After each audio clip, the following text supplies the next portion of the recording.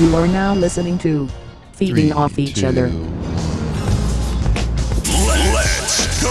Welcome to Feeding Off Each Other. Feeding off each a other. weekly podcast where we feed off the talent, humor, and knowledge. Oh, crap, I forgot. And awesome stories of our guests and each other. I'm enlightened Matt Dennison. I love you. With my normie friends, David, same old David Wiggins, and Jason, same old Jason, living in the Matrix, Lucas. Living in the Matrix? Living in the Matrix. That means he's blue-pilled. He's in the Matrix. Yeah. Blue-pilled is in the Matrix, right? Yeah, red pill is real world. Right. And that's where all the people are like, oh, fucking red-pilled. Yeah. Right. Mm-hmm. Is this where I admit that I tried watching The Matrix once and I fell asleep? Shut the fuck up. That was like a year or two ago. And that was your first time? I was tired. I should give it another shot. God. I should give it another It's shot. really good. It's so good. Yeah. Fuck. That fucks me up. It red pills you? Depends how you look at it. I would definitely take the blue pill. For sure. It's so much better. It's so much better. So, coming back from Burning Man, I didn't want to become like that guy who like all he talks about is Burning Man and how you gotta go and how you don't get it, man. Burning Man's not a festival; it's a feeling. And I was really hoping to find this old sketch that maybe you remember, Jason. It was like Jimmy Tatro, Life of Jimmy, getting back from Burning Man. Yeah. It doesn't exist anymore. Yeah. I think it's gone. It was probably on Facebook or something. I remember though he was having a discussion. It's like a back and forth between him and his friend Christian, and they're like sitting on a balcony, and he's like exactly kind of what you were just. He was doing. all dressed up. Yeah. He's like, yeah, you just don't get it, dude. It's like just a movement. It's not. It's like a way of life. And yeah, it's like I remember this sketch. Yeah. I don't know where you'd find that anymore. I'm pretty sure it was on Facebook or Instagram. I Googled extensively. I couldn't find it, sadly. It's probably on like Meta Cafe or something. Yeah, exactly. Yeah, ripped on Pornhub. Where all the good content is. Called Jimmy Tatro. Oh, that's Jimmy Tantro. Quickly. I was going to say, should we inform the audience that our timeline is now askew? Oh, yeah. Let's our get that out of the multiverse way. is like We're different. The Matrix is broken. Yeah. So we're recording this and getting it out first, but we have some other pods recorded already that are coming out after this podcast. Yes. Basically, we're feeding red pills to These guys are just so horny to hear my Burning Man stories. They couldn't wait. They want to get it out in the world. They want the people to know. It's topical. The people want to know. Yeah. They want to know about the mud. Unlike every other podcast that we've done, it was topical when we recorded it, and it goes out 6 weeks later. I mean, we're not too topical. That's not usually our vibe. We're just talking about Crankworks Universal. just ended last week. for the most on our podcast. for the most part, we weren't talking about stuff that was happening. Crankworks ATM. was 5 weeks long in our multiverse. It's true. So where do we begin? Yeah. We start with this Mahalo My Dude water bottle here for those watching. Wow. Take a guess. What is this? You recognize it? Take a guess. I've Jason? definitely recognize it. Do you want me to say it? Yeah, say it. What is it? It looks like a Smirnoff Ice. Ding, ding, ding, ding, ding, ding. Hopefully the Smirnoff Ice people aren't watching. Oh, Please do not cease and desist us. Is it the Russians? It's a Smirnoff Ice parody, protected under parody law. Maybe we shouldn't have admitted that. Maybe we should have. Yeah, we should probably omit saying that. We should just say like it's an alcoholic beverage parody. Stolichnaya cold water parody. Yeah. Yeah. Vodka-like beverage water bottle. If you watch our Mahalo My Dude videos, you know that we love to ice each other. What is icing? It's when you hide a bottle of vodka. Vodka-inspired beverage, citrus beverage. Yeah, citrus beverages. And then whoever happens upon them has to get on a knee and chug it on the spot. Also goes good on cake. Yeah. Wait, what are you talking about? I was talking about, I was talking about that. he said icing. Yeah. No, wait, what? I was talking about that rule in hockey. Oh, no, I was talking Well, about... I never understood what icing was. I was When talking it about my passes favorite- 2 lines or something? I was talking about my favorite terrorist group. Icing. Icing is. ISIS. Did I get that right? Icing in hockey is when it passes 2 lines? No. Oh, God. Sort of, yes. It's when you dump the puck in before the center line, and then it goes to the opposite zone. So it does cross 2 lines. That's actually 3 lines. Boring. They clicked on this because they want to hear about Burning Man, not freaking hockey rules. Come on. Well, you asked me. So. I feel like and I realized it was going in a very bad This is a direction. trap. I feel like anytime I basically start any little story, you guys are like, "Oh, I'm so bored," Yep. and then you play 100 sound effects. I heard you guys got called out last week for going crazy on the sound effects when we are doing our podcast together, but when we have a guest, we get shy. We back off. Yeah, because sometimes the guests are talking about really sad or like deep things, and you don't want to just be like mid. That would not.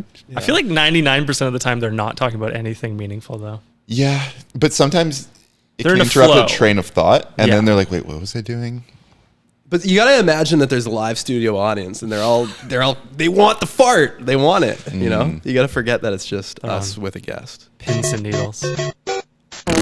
Yeah, that's what they want.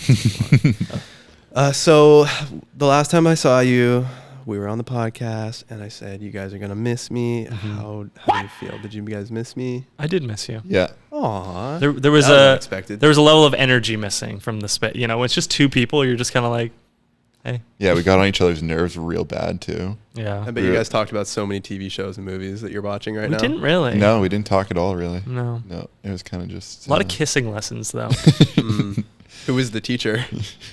Me. He's getting married, so he's like, I don't know what, like, because he's a virgin, right? He's going in cold. Oh man, Yeah. completely cold. Yeah. Wow, I'm surprised she said yes. Yeah. His lips are warm now, though. That's nice. They're so chapped. All right, we got so much to freaking recap here. It's what, I'm glad that we have the. What you putting up your hand? What? I was just gonna say, should we introduce I'll the introduce 4th? my lovely second half, Brooke, in the house. Hello. Wow, what a pleasant voice. Yeah. It's good not to hear Big Al Yeah. for once. Yeah. Jesus Christ, that guy. And look at the posture. Look at her posture. Fantastic. Yeah. Is this Look at her, good? She's so chill. One arm up. A real Kendall Gender. here. Whenever we look over at Big Al, he looks like he's got his shoulders up and his neck is cranked to the side. Ow, I literally got a neck spasm doing that. Shouldn't have done that. Oh, that's hot. You guys all with your bad backs. oh, You gotta be careful. God, that hurt. You guys ever do that? You just try like forcing your neck, like squeeze too hard, and then all of a sudden your neck just goes into a spasm? No. Never? Squeeze what? Oh, God, that Dave massage me later. Anyways, Brooke is in the house, and we're here to. Originally, we were going to do this Burning Man recap story with Andrew. Last time Andrew Santos was on the pod, he was recalling his Burning Man stories. We weren't with him, but he's sick, and as you can tell, I'm a little sick too. Sick. Sick. Sick. Yeah, I'm a little sick. I'm just like a little sick. Yeah, I am a little sick. I actually felt like crap when I woke up this morning. I felt good yesterday, and I was like, all right, I'm getting over the hump. I feel better. And then I woke up this morning. I don't know what happened. I feel a little worse. So thank you all for being here with me today. Yeah, I can't wait to get sick. Yeah. Crap. Yeah. Got a lot of stuff to do. I'm sorry. So how do we want to start this journey? Well, I feel like maybe we should try our best to go through this chronologically.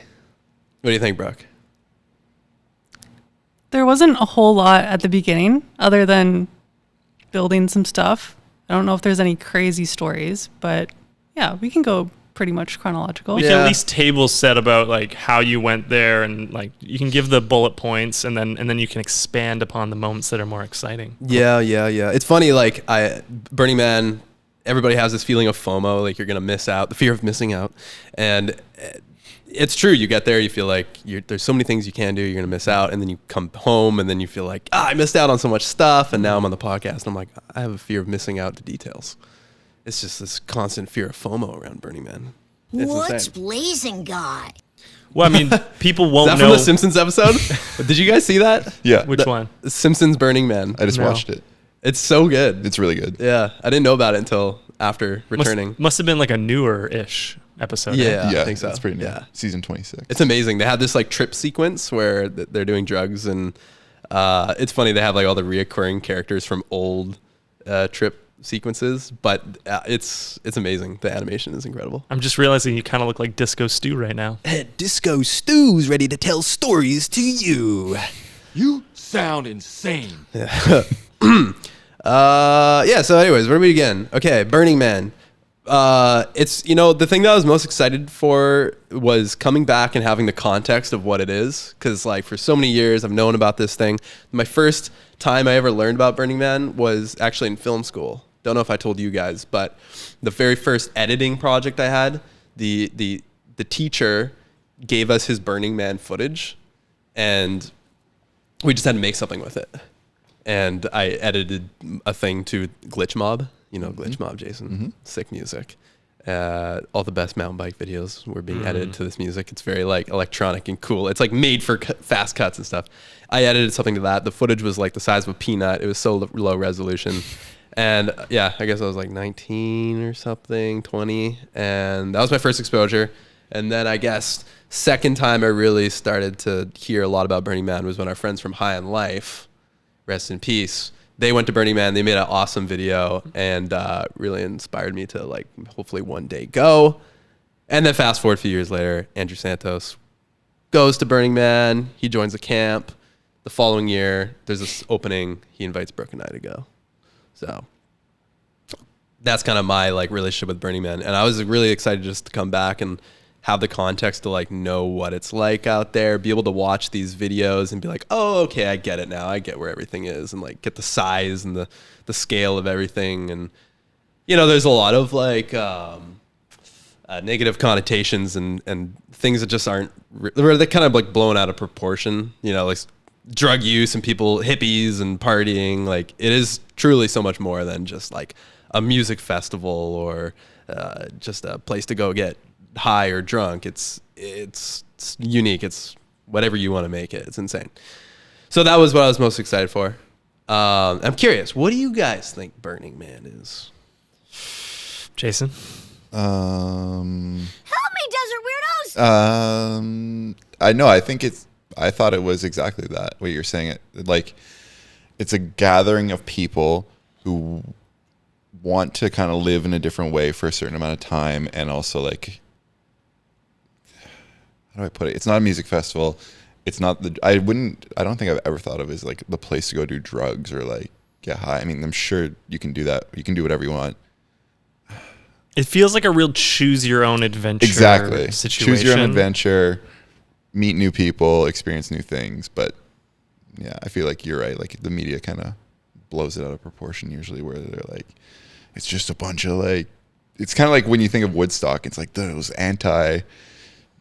establishment people that want to like, I don't see it as that either. I feel like it's just an experience. It seems like kind of actually going to a different planet. Like it's like a group of people decided to go to Mars, and they're like, and for a week or two we're gonna live on Mars, and we're gonna create new rules, and we're gonna do things a little bit differently, and then you just have that experience. And sometimes I imagine that experience is a lot of drugs, or is a lot of XYZ, or people fucking sitting around knitting. I don't know, like, but it's just like, I imagine there's all these like different pockets and things and craziness. Brooke, What do I think? what did you think Burning Man was before?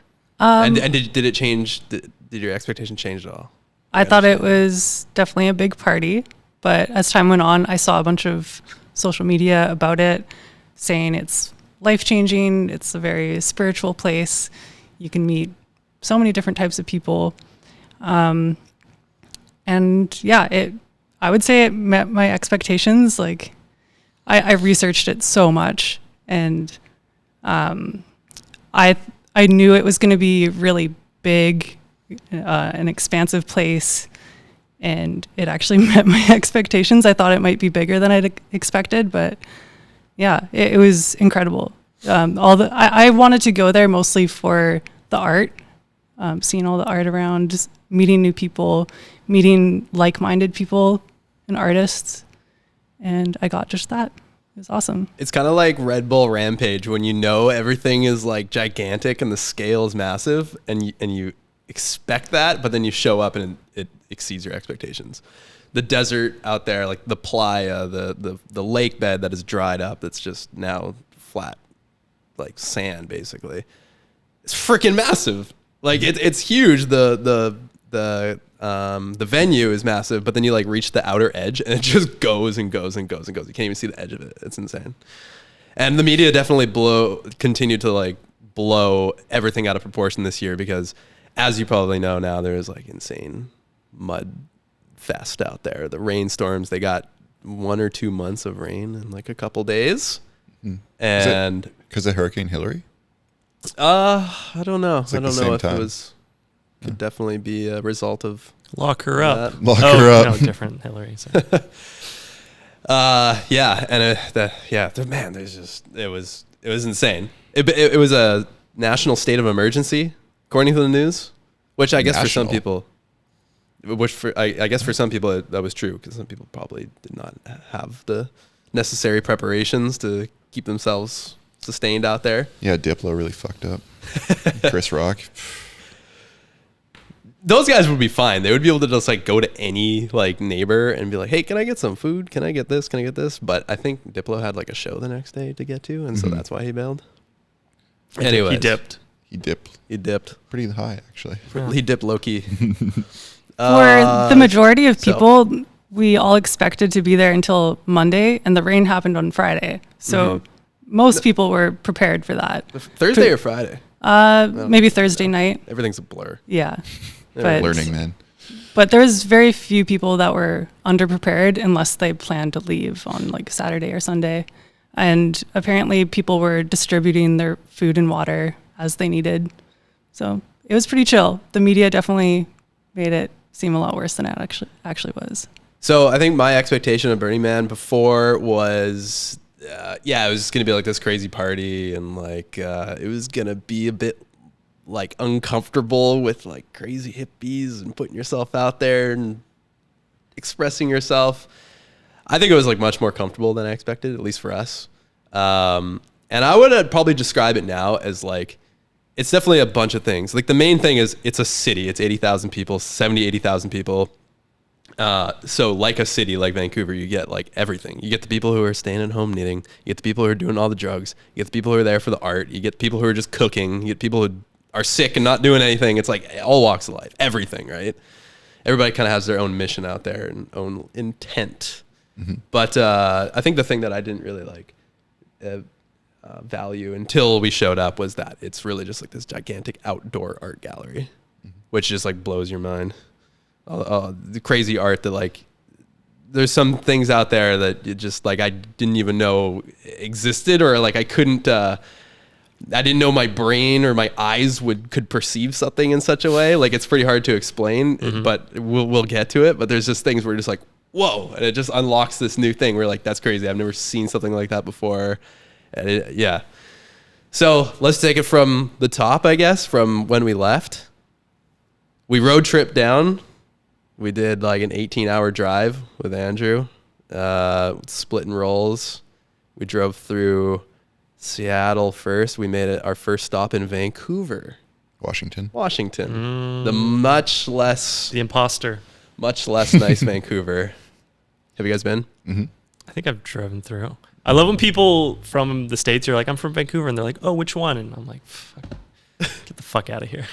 What do you mean? That's what would you expect that? It'd be like if I'm like, oh, I'm from Paris, and I have a French accent. They're like, oh, Texas? No. There's a Paris in Texas? Yeah, there is. There's a London, Ontario. I don't know. No. Vancouver, Washington is so small. It's not that small. It's not that big. But where are you getting asked that question? I don't know. Seattle? I don't right know. next to Vancouver, Washington. I'm just kind of like, knock it off. You'd more likely say I'm from Washington than say I'm from Vancouver. Yeah, Is because that it's what you're like Vancouver, the name brand Vancouver is here. It'd be like being like, oh, I'm Cheerios. No, this clothing brand Cheerios that I wear. And it's like, no, I thought you were talking about the cereal. Anyways, doesn't matter. Vancouver, Washington. Anyway. I feel you because it sucks. Yeah. It sucks. nowhere. It's sad. Oh, God, our Vancouver listeners. Compared to this Vancouver, I don't know. It's just like, what is it with these American cities that you like the strip malls with these endless like red signs that they're like, it'll just say like nail salon or like deli, and it's all the same sign, like red block letters with fluorescence behind it. Like, why is that a thing in the United States? Every state you go to. It's 190,000 people, so I'm sorry. It's pretty big. That's not big. Dude, that's our whole audience. That's bigger all than 109 most like BC towns and cities. Yeah, but it doesn't even make the top. They're coming for you. Bajillion. They're coming for you. Have they had the Olympics? Dude, I was driving into Vancouver the other day, and like our Which one? Vancouver. Oh, fuck off! which one? Paris? And there's Texas? this, like, we still have the sign that says Vancouver, home of the 2010 Olympics. Yeah, And it'll I was be there for thinking, a long Yeah, time. when are they taking that down? No, Never. Never? No. No, why would you? I don't know. It's like home of a sports event. Yeah. Oh, it's bigger a than major, that. major thing. People still like have like 1970, like home the 1980 something Olympics. I'm sure, yeah. Like Salt Lake City, that was later than that. It's a real badge that your city exists. Yeah, it's huge. Yeah. All right. Well, yeah, they've never had the Olympics in Vancouver, Washington, and they never will. That's for sure. We're planting that flag now. Do Sorry, it's Battle of Vancouver's. I gotta hold it down for my own. you think they'll ever do a Burning Man Olympics? I don't know if there will even be another Burning Man. Is the word on the street? Yeah, right. doubt Yeah, that. I doubt it. It's too big of a moneymaker. It's like the arrogance of people that are so certain there's going to be an apocalypse in their lifetime. It's like, okay, come on, settle down. Maybe, I don't know. I mean, Burning Man was canceled a few years ago. Well, Because of COVID? yeah. Yeah. Yeah, well, but that's it's- a major world. Like, Yeah. I don't know. If you were there on the ground, you would understand. When you're here in the comfort of your house and you're like, oh, it's a moneymaker. That's never going to happen. Like when you're there and you're like listening to the people and like shit's going down and like it's kind of catastrophic and like shit is, I'm doing air quotes, getting ruined.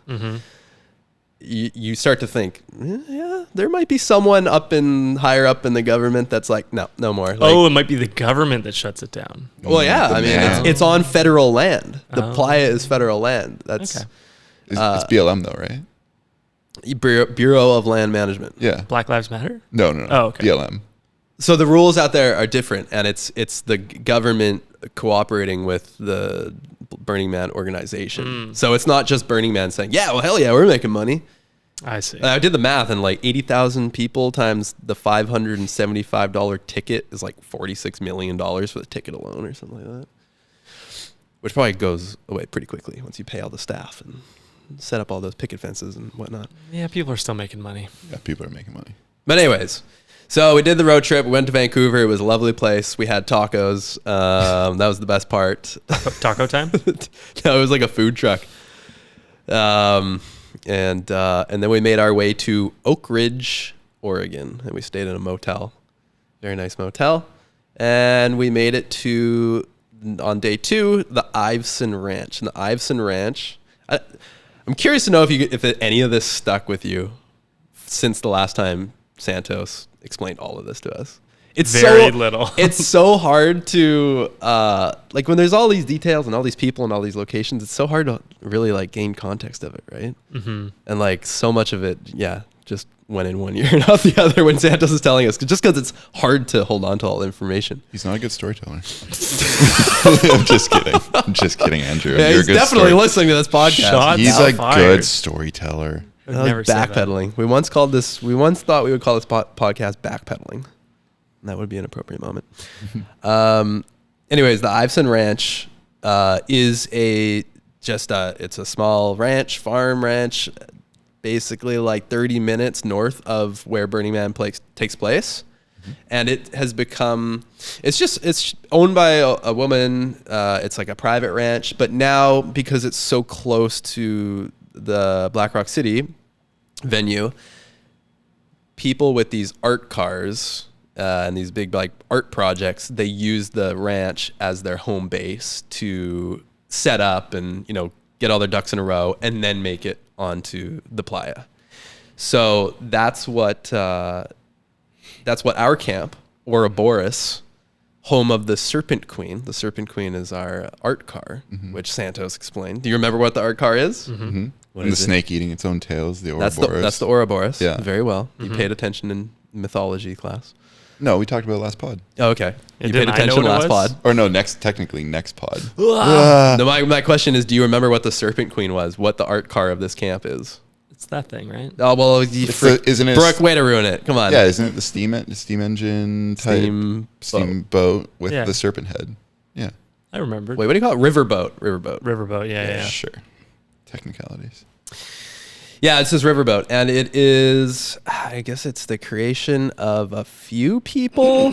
These are like film folks that we met. LA folk, JB, Christina, Jack. Jack is a race car. I think he's a hot rod race car driver.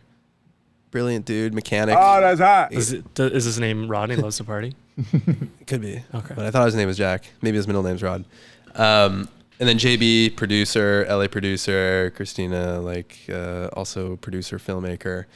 I guess, I never really got the origin story, because I know if you ask the story, it starts like a 3-hour long book. Podcast. Podcast. But yeah, I guess it's just their crazy creation. And then one day they decided, let's make an art car for Burning Man. And these guys have been going since, or at least JB, the leader of this camp, has been going since the 90s. And man, they've just worked their butt off to make this thing come to life. And it's a really cool piece of art. It's an old bus. You can see the second half there. It's a bus that's been converted into a boat. So it has a top deck. It has this pilot house, which now has a bar in it. There's the deck is large enough that they put a grand piano, or maybe a baby grand piano, on top. I don't know anything about pianos.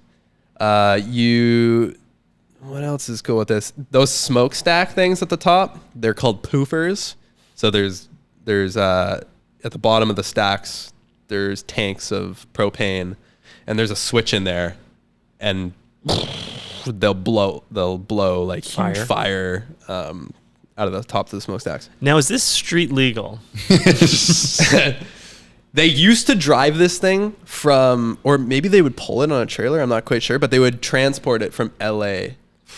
And I think it would be an absolute nightmare. And there's this epic story that JB, the leader of the camp, he tells, and it broke down one time, and they had to take it to a kind of just a mechanic auto shop off the side of the road, and they're like, can you fix this in a couple days? We really need it fixed. And they said, there's no way, we can't do it. And he said, I'll pay you good money. How much will it cost? And they're like, $1,000. He's like, I'll pay you $3,000. And then they turned it around and they put a garbage truck transmission into it.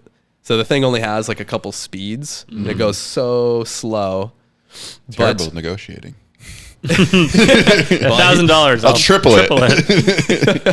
Well, you got it done. And yeah, I think the thing must be pretty powerful at this point to carry all of that wood and materials that have been added on top of the bus. There's a massive generator that I think powers it. There's so much electronics and lighting in this thing, and it'll carry 40 people. And the thing now, I don't know how old it is. Maybe it's 10 or 15 years old, somewhere in between there. It has a suspension issue, and it kind of leans to the side a little bit. Like a boat. Just like me. Yeah. So throughout the experience, every now and then, one of the camp leads would be like, don't stand there. You'd be like, why? Be like, because we're leaning to the left. Stand on the other side. Oh, okay. Right. So that everybody would just go to one side of the boat to Starboard, port. Yeah. Starboard, port. Yeah. Hey, Dave, personal question. Yeah. What underwear are you wearing right now? Well, I'm glad you asked, Matthew. I'm wearing my favorite pair of Beneath underwear. Ooh, Beneath. They started right here in Vancouver, didn't they? Right as always, Jason.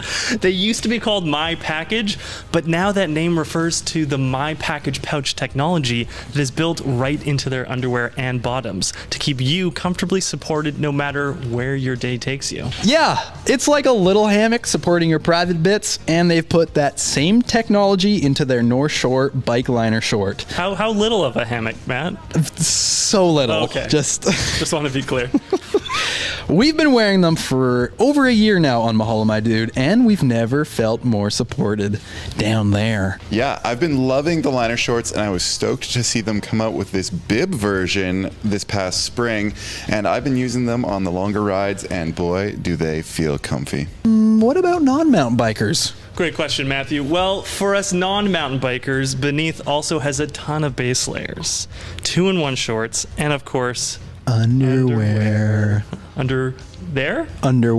They're also taking every possible action towards having a lesser impact on the environment through their use of sustainable materials and methods. And right now, Beneath is offering exclusively for Feeding Off Each Other listeners, AKA Chuthers, to save 25% off their next order from Beneath. So head over to beneath.com or CA. That's BN3TH.com and use the code FEEDING25 at checkout. and now back to the pod. So anyways, that's the art card that we were preparing. So our mission to get to Iveson Ranch was to basically de-winterize it. So every year after the burn, they tarp this thing up like crazy. They seal it because the thing is made like it's period specific. Like it's made 100 years ago. Like every latch on this thing is super old. The doorknob is 150 years old. There's a key that's a unique key that if you lose it, they're screwed. Everything is old as heck in this thing. So it stays at the ranch all year? No, they well, actually, I guess it does now. Does it? Yeah, it does. Yeah, okay. That would make sense. Otherwise, they're transporting from LA, which they no longer do because of the nightmares involved. Yeah, so they keep it there. And then every year, I think now they have like a small team come in the summer and they tune it up and they like add, they'll like fix up the bar, or they'll do some like carpentry to it. Pretty impressive stuff. And one of the guys in this camp, his name's Justinian. Thinking back to the podcast with Santos, he probably told us about him. This guy's like, he like took a time machine. I'm probably word for word saying what Santos said to us last year. It's okay. It's like he took a time machine from like 1900s, like early 1900s, and he made it here. And this guy knows how to fix anything. He's like one of the OG burners. He's super nice dude. He can fix anything. I think he designed the boat, and everything that kind of looks old fashioned on this is probably a result of his mind. Is his real name Justinian? My name is Jeff. I think so. Justinian, I think so. It sounds like the kind of name that you're a Burning Man guy and you're like, my name's now Justinian. I think it might be Justinian. I don't know. Let's see the birth certificate. Yeah. You don't ask many questions out there. You just take things at face value. There's nothing wrong with it. You can rebrand. There was a few names that we learned that you think, what? Is that your real name? Or are you telling me your Playa name? I don't know. Go ahead. Justinian also is the Elastic Band Man. Excuse me. Yeah, this guy, he traveled with a freak show, and he's like double jointed or whatever. He can fit himself through a tennis racket. Oh, I thought you were going to tell me he was the heir to like the Elastic Band fortune. I'm like, holy shit. That would be way cooler. It would. You have so much friggin' money. So anyways, there's so much talent within this this kind of like core group that started the whole thing, and the carpentry and all the like mechanics involved is super impressive. But the reason that these people have a camp of 40 people, including Brooke and I, is because it's a life support to get this thing off the ground every year. These guys also, like, you've been camping with me. I bring a lot of stuff. I like having all the comforts. These guys triple that. They bring everything. They have everything, and the kitchen sink. They literally have kitchen sinks. I think there's 3 kitchen sinks that we bring out there, or 2 or something. Yeah, there's 2. No, there's 2 kitchen sinks. Everything and both kitchen sinks out there. So we're out there at the ranch for maybe 2 days before we depart onto the playa, just to basically like unload a box truck full of junk. It's not junk, but like tables and generators and propane tanks and miter saws and table saws and every tool, like everything you could need for like the craziest camping 2 weeks of your life. We're there to take all the tarps off the boats. It's just hard labor. Probably one of the first things we did was the gigantic water tanks. we had to spray out with bleach with like a power pressure washer. You got photos of that. We got photos of everything. We're just like cleaning everything because over the winter there's like rat poo on everything. We were lucky enough. We were the 1%ers on the playa that were staying in an RV because Camp Leeds offered it to us for some money. We could stay in one of their RVs, which was amazing. But we had to completely clean it out ourselves. And it was like a disaster, right? It was like it had been sitting there throughout the winter since last Burning Man. So it's like covered in dust. It's covered in mouse shit. It was basically like, remember Millennial Homebuyer? It was like that, but not quite as bad. That was fucked. Millennial Homebuyer was one of our music videos, and we literally shot in like a decrepit old house that hadn't been lived in. Abandoned home. Abandoned by an old man who like no longer cared about the home. And everything inside looked like it was from the 60s or 50s, like super old radio. And then like the floor was, molded. And if you go watch that video on our YouTube channel, IFHD Films, you will see that it is a crappy home. And just imagine it's just mouse poop everywhere. We wanted it to be crappy, and we had to make it nicer just to be able to shoot there. Like there was no set design really needed. It was so gnarly. So we're masked up because when you're cleaning mouse poo, like that gets in the air into your lungs. It's no good. Hantavirus. Yeah, it's no good. So, man, there's 2 RVs we had to clean. We had to clean out our RV, but also Brooke had to clean out other people's RV for them. So we're like doing a ton of work, and it's just voluntary. It's and there's a very small percentage of the camp that's actually doing this hard work beforehand. We're like the 10% of 20% of camp that's showing up and just doing all this hard work for many days in a row just because. And then like later half the crew kind of shows up and they're like, this is great. This is comfortable. When's dinner? And are you kind of earning your stripes though as newbies? Some people never, do that. Air quoting, they never feel the need to do that. Right. I think some people are just not built that way. Brooke and I, we're down to get our hands dirty and down to earn our stripes. And, we want to make a good impression on these guys. We don't know who any of these people are, so why not? And Andrew, I don't know. We're just trusting Andrew. And it was hard, man. It was some of the hardest days there on the ranch. And, dude, I don't even know. What else can I say about how hard it was out there? We worked so hard. I ended up getting terribly sick. Only within a day and a half of work. Hantavirus. Yeah. I honestly wondered. I don't know what the symptoms are, but got very sick. I would say you're working in such extreme heat. The thing I noticed is like midway through the day, you would literally feel like you're on drugs. Like sick. Yeah, you're just working so hard in the heat that you feel like you're hallucinating almost. You start to feel your mortality a little bit, and you're like, "Am I dying?" We're soft Vancouverites, we're used to the cold weather. There's people out there. Vancouver. Fuck off! Come on, Texas. I don't know. It's hard work. Whatever. Brooke's like doing like super like heavy lifting and stuff, and we're doing like 15 jobs, and basically like we're at the mercy of like our director, who I'll call him our director there, who he's got a million things on his mind. I compare him to me a lot because like when we're on set, there's a million things we have to do. You got everybody asking you a question, pulling you a different way. There's a new issue over there, new problem, something broke down over there. He's dealing with everything. And one of his good buddies calls him the squirrel. And we're just kind of at the mercy of like, what needs to be done? And he's checking your work. He's keeping tabs on you. Like you're under a pretty close microscope when you're out there. What makes him the squirrel? You can imagine they have so many things. He's nuts. He's goddamn nuts. He's got a huge bushy tail and he stores. Yeah, he's just got so much on his mind, and like he'll be like, "All right, we're having a team meeting in 5 minutes," and then it's like you're sitting there for 45 minutes, and then he's like, "All right, team meeting's off. We'll do it later. We'll do it at dinner." There he is, JB. Does that remind you of me? Guy on a Segway. On like a hoverboard Segway thing. It does. Yeah. This guy rips around everywhere and just kicks ass on that thing. I was super jealous I didn't bring mine. So yeah, we spent a few days on the ranch. It was pretty cool because our neighbors were Cirque du Soleil. Brooke, if you can find those photos of the trucks, dude, these trucks were incredible.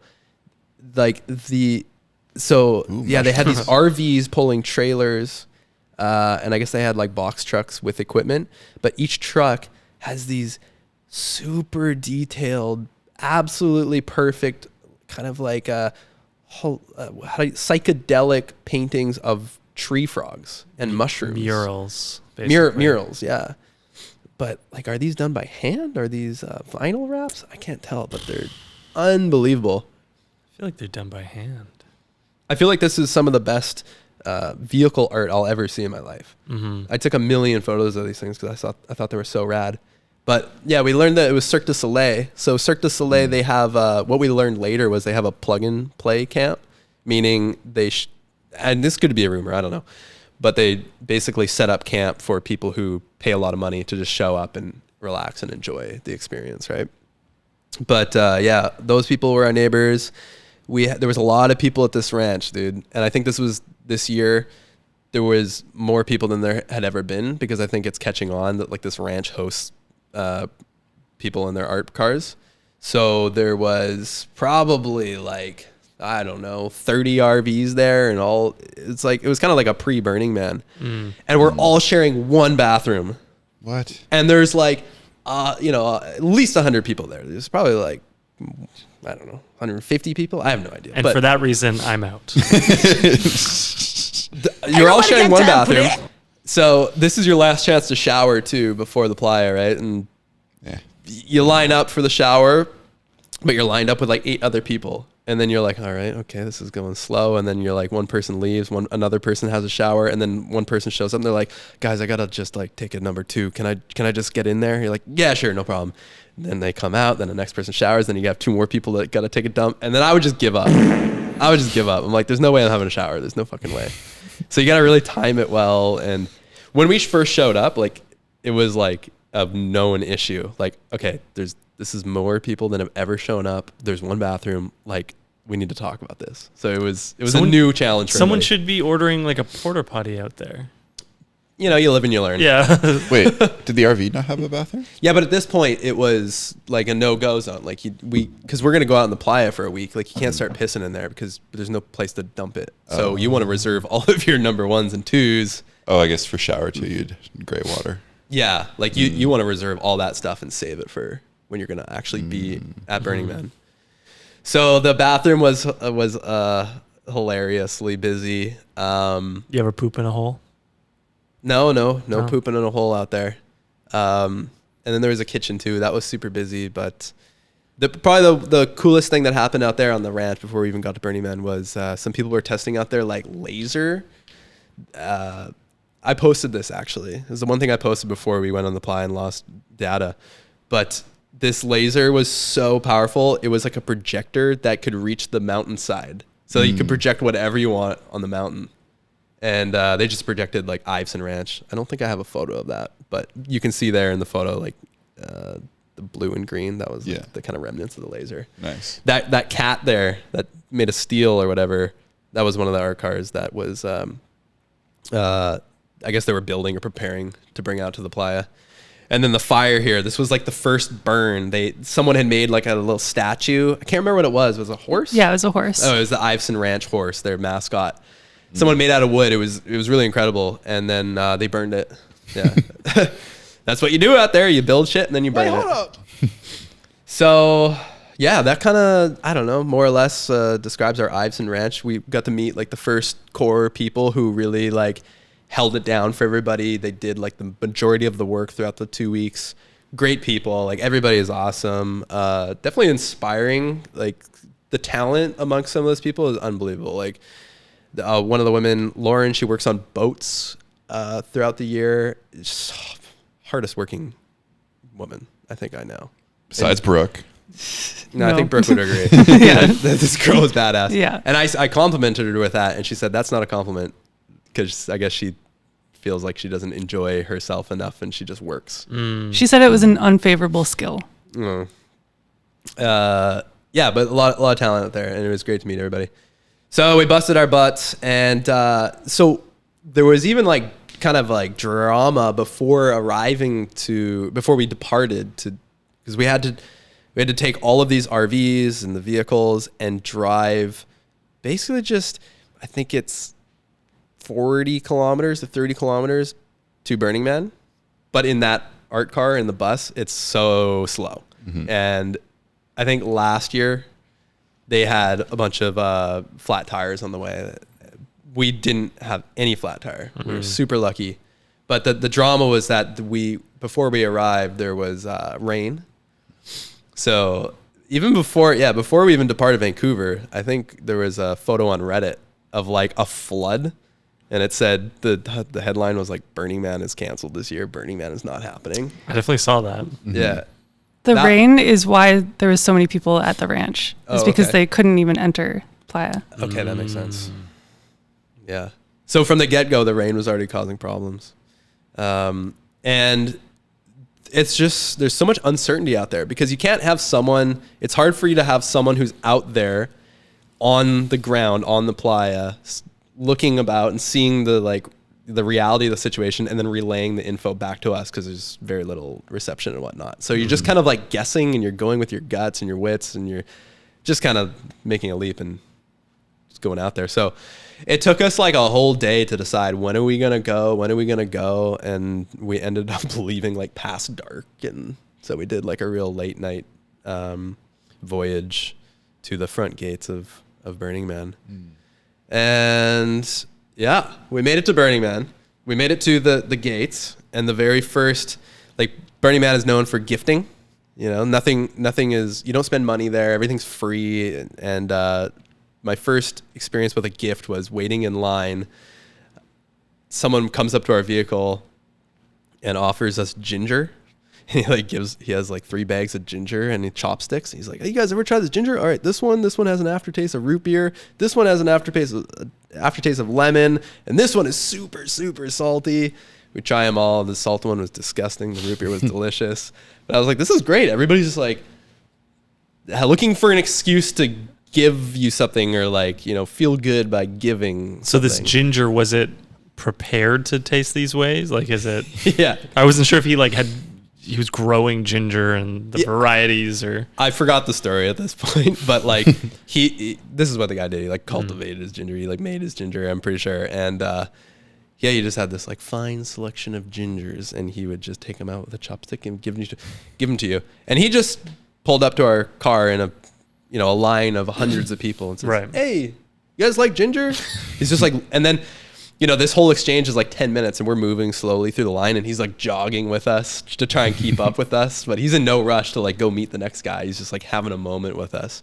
That was my first moment of like, oh, that's cool. Someone just like kind of gave us something. It's just ginger, but it was nice. We arrived earlier than the public. So normally the public, they arrive on, is it the Sunday or the Monday? I guess it's Monday. I think Sunday. I think it opens Sunday at midnight. Okay. Actually. But we arrive on, was it Thursday? So 3 Wednesday. days. Wednesday night. Wednesday night. Okay, so Wednesday, Thursday, Friday. So we're there like 4 days before the public's even arriving. And we're there just to strike camp. So we're there to, like when we show up, there are lots of tents. But compared to what it becomes, there's like, it's empty. And the ground is all perfect. So what the rain had done before arriving had actually made the playa like perfect conditions. Cause, well, at least what I heard was that it flattened it a little bit. And because there's no footsteps, it just remained flat, and then it dried up, and it was just this perfectly smooth surface. So the veterans that we were with, our camp leads, they were all claiming like, this is going to be a good Burning Man. This is going to be an amazing Burning Man. The playa has never been this smooth. And I knew at that moment when he was saying that, I'm like, everything's going to turn. Because it's going so well right now, something bad is bound to happen. It won't sustain itself. Maybe it's just my like pessimistic self or something, but I was like, I've been in this situation before. It's like, it's either going to start bad and end good, or it's going to start good and bad or whatever. I'm in danger. Yeah. So we line up, and then the classic thing you're supposed to do with the greeters, like you get to these like gnarly like Burning Man dudes in vests, and they're like kind of scary, kind of goofy, all walks of life. And they, if you're a virgin, you're supposed to get out of your car, lay on your back, and do a dust starfish. Like a Burning Man virgin. Yeah, Burning Man virgin. Oh, okay, never mind. Yeah, I was like, how would they know? And there were no greeters for us. There were no greeters. I guess we were so early that, and the rain had messed things up. There was nobody there for us. So we didn't get the like typical virgin experience. Not only do you're supposed to do the dust angel, you're given the book. This is the book, the infamous book. This book has like a schedule of events, everything that is going to take place at all the camps. This is like the biggest source of FOMO on the Playa, because there's all these rad things in here, but you're never going to make it all. You just can't, right? So some people choose to not read this until the event is over because they can't deal with FOMO.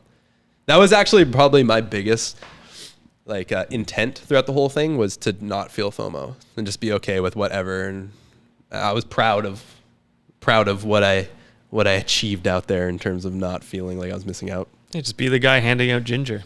Yeah, or I'll be the guy receiving the ginger. Sounded wrong. So yeah, we arrived, and Brooke did the dust angel. And she did her own dust angel. One of our camp leads was like, It was a lot more like sandpaper. I was gonna say There was no dust whatsoever. True. Yeah, because the rain Right. kind of like Like a settled cat's it all. like a cat's tongue. Yeah, exactly. How was it? Yeah, like sandpaper. Was it everything you ever imagined? No. You're also supposed to ring a bell. There was no bell. But later we went back to camp, and Jack had a rubber chicken. So he presented that, and I gave it a little squeeze. So for the next 3 days, we're like out. If we thought Iveson was hard to do all this physical labor, the Playa instantly became harder, because now there's no shade. Yeah. And you're now on limited resources, dealing with whatever you brought, right? And here we are. This is, kind of the emptiness of the Playa at this point. Not Pink a lot umbrella of people. is doing a lot there. It's what is it? A parasol? Parasol? Yeah. Paper Yeah. parasol. They're fashionable out there. I bet. And basically what we're doing here is the team had devised a plan, 3 phases of the tents. And these guys, I think they're like, honestly, I think they're the only guys only people that still do this on the Playa, but they set up like circus tents. I will say, it seems like the boat, the camp is a bit old fashioned too. If they're listening to this, hopefully they're not pissed at what I'm saying here. I mean, old fashioned is not necessarily bad. It is what it is. It's functional, but dude, everything is heavy as shit. These are like solid aluminum pipes. You have the classic like pointy canopy thing, like you see at a circus. When circus is in town, you see the pointed tent, right? They got this massive hex tent, which a year before they said was an absolute nightmare because they couldn't figure it out, and like nothing was organized to the degree it was this year. They have 2 other smaller pointed kind of tents. And this plan that they devised was like 3 phases. Okay, we're going to set up this first, these 2, and then this, and then that side, and then the breezeway. And basically the first goal is just to set up your like shade structure, because that's like the first thing you need. If you don't have shade, you're just dying out there. You don't appreciate, I mean, at least for me, you don't appreciate shade until you're out in the middle of freaking desert. And it's just like amazing how much difference the shade makes. It's like you're in a refrigerator. I'm a big shade guy. Yeah. I don't love just like being in beating direct sun for long periods. I got these delicate baby blue eyes, and when it's bright out, I'm just like squinting. Like I gotta do sunglasses. I'm super sensitive to the sun as well for my eyes and my skin. Like I sunburn pretty quickly, so I'm like spraying SPF 40 on me, and pretty early on, I realized like we're like city folk, and I'm kind of self-conscious of like the city things that we're doing, and I'm not even realizing we're doing. And one of those things was spraying myself down with a shit ton of sunscreen. And like one of the women there was like, "Oh, apparently this is what Brooke told me." She's like, "Oh, sunscreen," because she was downwind of my my sunscreen, and I think she was like uncomfortable by that, and probably feeling like I was killing her brain cells. And I think a lot of these people, they've just acclimatized to the sun, and they don't use anything. An early death and skin cancer. They've acclimatized to it. Yeah, I don't know. Well, the dust, when you're covered in it, it actually helps a lot with not burning or not tanning. Yeah. It gives you a little sun protection. But in the first days, it was just pure sun, no wind, and there was no dust storm. So we didn't have any dust on us. Yeah. So it's like blazing heat. It was smart. We needed sunscreen. Yeah, for sure. Yeah, dude, you gotta do. But I never got sunburnt the whole trip. I took care of myself.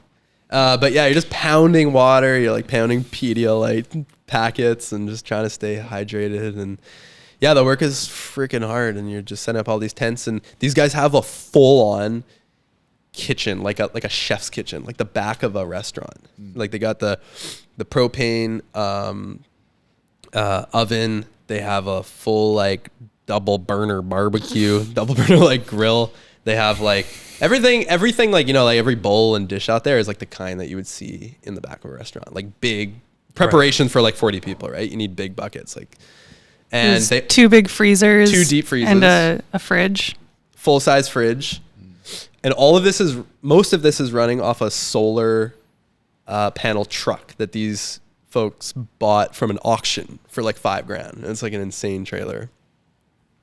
So the infrastructure in the kitchen is amazing, like full on kitchen. I think that's like the lifeblood. I think that's the thing that they're most proud of, because when you're facing any adversity, if you have good food, you're happy, right? It's the easiest way to keep spirits high out there. Food and shelter. Yeah. Beyond that, they set up 3 stories of steel rafters, or not rafters, scaffolding, which is, I think, a love-or-hate thing if you're amongst the camp. If you are building it, I think you kind of hate it. I heard some of our neighbors ripping on this thing, thinking that our leader there is a nut job for still doing this, because apparently there's other, less luxurious ways to ultimately have a shower and have a kitchen. The reason for it is it's gravity fed. And the reason it's that high is so you have a certain amount of pressure. But these guys, you can see there in the bottom right corner, there's a double shower trailer. They built a shower so you can have comfortable showers out there. And they collect all the water in like kiddie pools, basically. And then once that's full, they rest it out in the sun and it evaporates. But when you're out there, you can't put any like water. You can kind of spray like clean water out. You can kind of like gently throw it amongst the desert, but nothing. You leave no trace out there. So if you have a shower, you have to deal with the like water and gray water. So did you not then get the opportunity to shower in the giant public showers with the children? The Dr. Bronner thing. Yeah. We could get to that. But I did not. The mud kind of ruined everything. It really it kind of wrote off 3 days of the festival. Everything kind of shut down. So we got the crazy showers. They got a bar in there. What else? They bring full costumes. There's like 2 clothing racks, and they have tubs of, like, you see our clothing rack over there. It's like that size of stuff. And that's someone's job to like organize everything. And we probably use like 5% of it. Yeah. And maybe the mud kind of ruined that. What else do they bring out there? They have like bins full of booze. There's like a little cuddle puddle area with lots of pillows and blankets. Oh, that's hot. Dozens of pillows. Like, dude, there's a massage table. Oh yeah, massage table. Go on. There's 2 sinks. So there's like a kitchen utility sink for washing all the dishes, and then there's like a bathroom sink. And then they also built this workshop, like a totally shaded workshop for them to do some work on the boat. And they do work on the boat for like a couple days or a few days, and then especially because of the rain, it just kind of became like useless. But just like a boat in the rain sounds pretty functional. Yeah, I know, right? So anyways, I'm just trying to paint the picture that these guys have like everything, and it's up to like a small portion of this crew to set it all up. And then this year, because of the rain, it was like not really used to its maximum potential, which is kind of sad. But you need to get to some wild shit. So fast forward, Burning Man starts. Dave to sleep. Burning Man starts, and what do we do on day 1? Ocean's ice cream truck. Yeah. So there's a man. He's somewhat of a drunk. He is a drunk. He has a ice cream truck. No, he's a friend. Yeah, he's friendly. He has an ice cream truck that he he blasts really good music from. And yeah, he invited a bunch of us up to sit on the top of it. And we got to drive around pretty much all of the playa and see it before everything gets built up. And saw the sunset. We saw a little naked kid run towards us. Oh, that's hot. So this guy's like an OG burner, and he's like, dude, you see him, and he's like beet red because he's been drinking Seagram's whiskey all day, and he's like, every time you see him, he's like sipping from this little Mickey, and he's like a legend out there. Apparently, like he wasn't even with our camp. He's with like he has his own spot on the other side of the city, but because he's like tight with the people in our camp, he just kind of like shows up and he like lingers around, and then he uses, you know, our space and friendliness just to stay comfortable. And then once the burn starts, you never see him, because what he does is he just invites people up on top of that ice cream truck, and then you never know where you're gonna end up. So on the first night, we hear like, who wants to go on a sunset cruise? And he takes us all the way to the end of the trash fence. The trash fence is basically the most outer boundary of the entire venue, it's built to collect garbage that's like blowing out, but it's also just like a boundary. So this boundary, if you make it to the edge and you look beyond, it's just vastness, open, like just nothingness. You know, the mountains are so far away. And that's when you get your first sense of like, okay, yeah, it's like impossible to sneak into Burning Man. Because if you would see you walking for like 2 hours, and then you see cop cars zooming, like they're going like 150 kilometers, like zooming through the desert, just, you know, I don't know, to get to point A to point B, but also probably seeing if anybody's sneaking in. So we make it to the trash fence, and when we first got onto the truck, like this was our first experience with this guy, Ocean. And we're all standing. Also his real name? Yeah, I don't know about that. We're all standing, and he hits the gas. My life flashes before my eyes, because I nearly fall off the back of that ice cream truck, like to my death. Like you're on the top. I'm on the top standing, not expecting that truck's going to move. And he I think there was a couple people that were expecting that, but it was like done as maybe like a prank or something. Maybe not. Maybe it was just unintentional. I think so. He wanted people to get ready to go. Someone was, or JB, the camp lead, he was filming us on a Segway at the time. There's probably a real sick clip of us nearly dying. Dude, I was so scared. It was like the first night, and I was like, okay, shit, we got to make sure we don't die here. Like, so he takes us to the end of the trash fence, and dude, so the trash fence is a massive perimeter, right? Like, you can only imagine how big this is. Some rich dude, as an art installation, must have gone to like Amazon and went to string lights and entered like 900 string lights, and as an art installation, fed them all around the perimeter. And that was art. That's art. Was it lit? I don't think we actually ever saw the whole thing lit, because we heard that someone the next day cut it, stole lights, and then brought them to their camp. What? And immediately vandalized it. Oh my God. Dare they? I'm offended. That is actually a huge pain in the ass. Yeah. But what we heard was they were upset because when we went to the edge of the trash fence on his truck, he brought us to this black light art exhibit. So someone was like setting up this amazing, like these structures, these statues that were all like fluorescent, that were, when you're out there all the way in the corner, there's no light. So it's supposed to be pretty remarkable, these things glowing. But the string lights ruined that. So people were upset by that. So it was kind of like a... And just in general, like going out there is kind of the one place there's absolutely no light. So it just feels like you're in vastness. Yeah. Yeah. So people weren't happy with that, and they immediately vandalized that. But towards the end of the burn, we saw like, hey, look, you see like a line like way out there, and it's part of the lights working. Yeah. So yeah, and this guy, the Ocean, it's like we would just sit there in our camp and look over where he was kind of settled, and it was like you're watching a movie. It was like you're watching a scene from a movie. He's got these like fluorescent pants on. He's just like doing random shit. He's walking over to his ice cream truck, lifting open the hood, leaf blowing his engine, putting down the hood, sitting down for a little bit, taking a swig of whiskey, going over to a box, throwing a couple things, sitting down again. It's like you just like never know what to expect, and it was so cinematic up against the mountains, and I don't know. This is like, I feel like someone needs to go and make a documentary on this guy. The Ice Cream Man coming to a theater near you. Yeah. My favorite moment of Ocean was him walking up to you with his forearms out, and he just had 4 strips of bacon He's on, like on his hammered, arms. middle of the night. And he's just offering it as gifts. Yeah. He's like, it's fresh, it's sizzling, get it, it's burning me.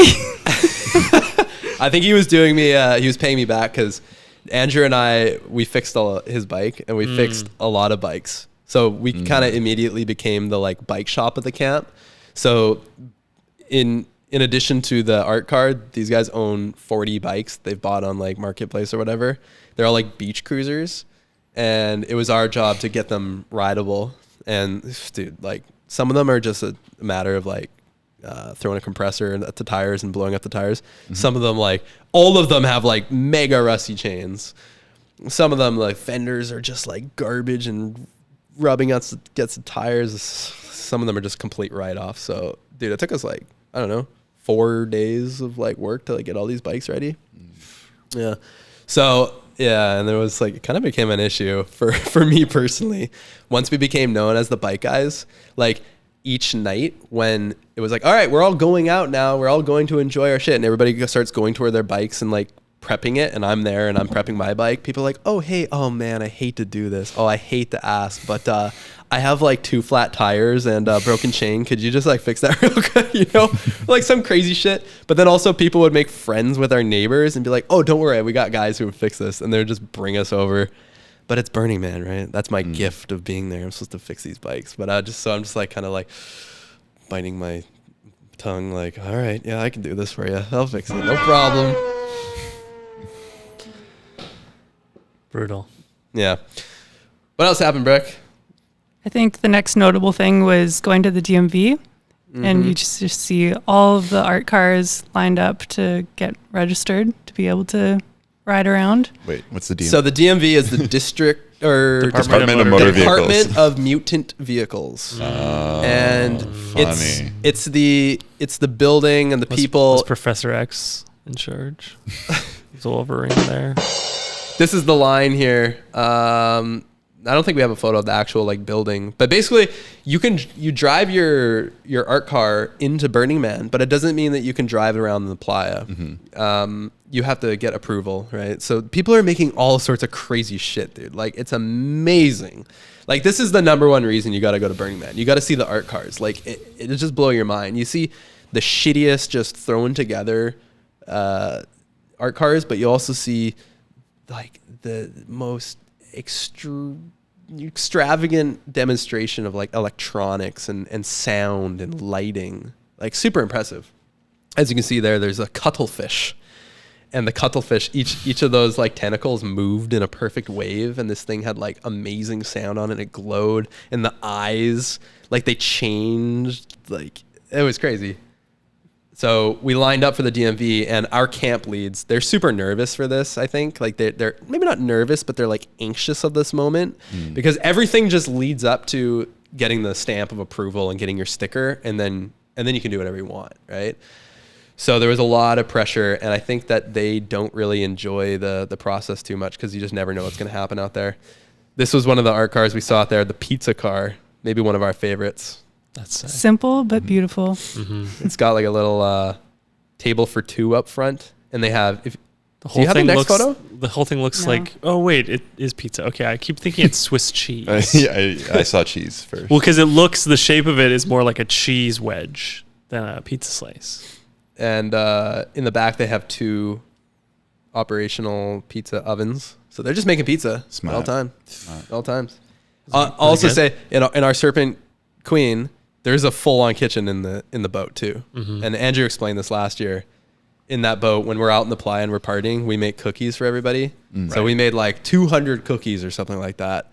They made 700 cookies. What? 700? Like cookie dough balls that they froze.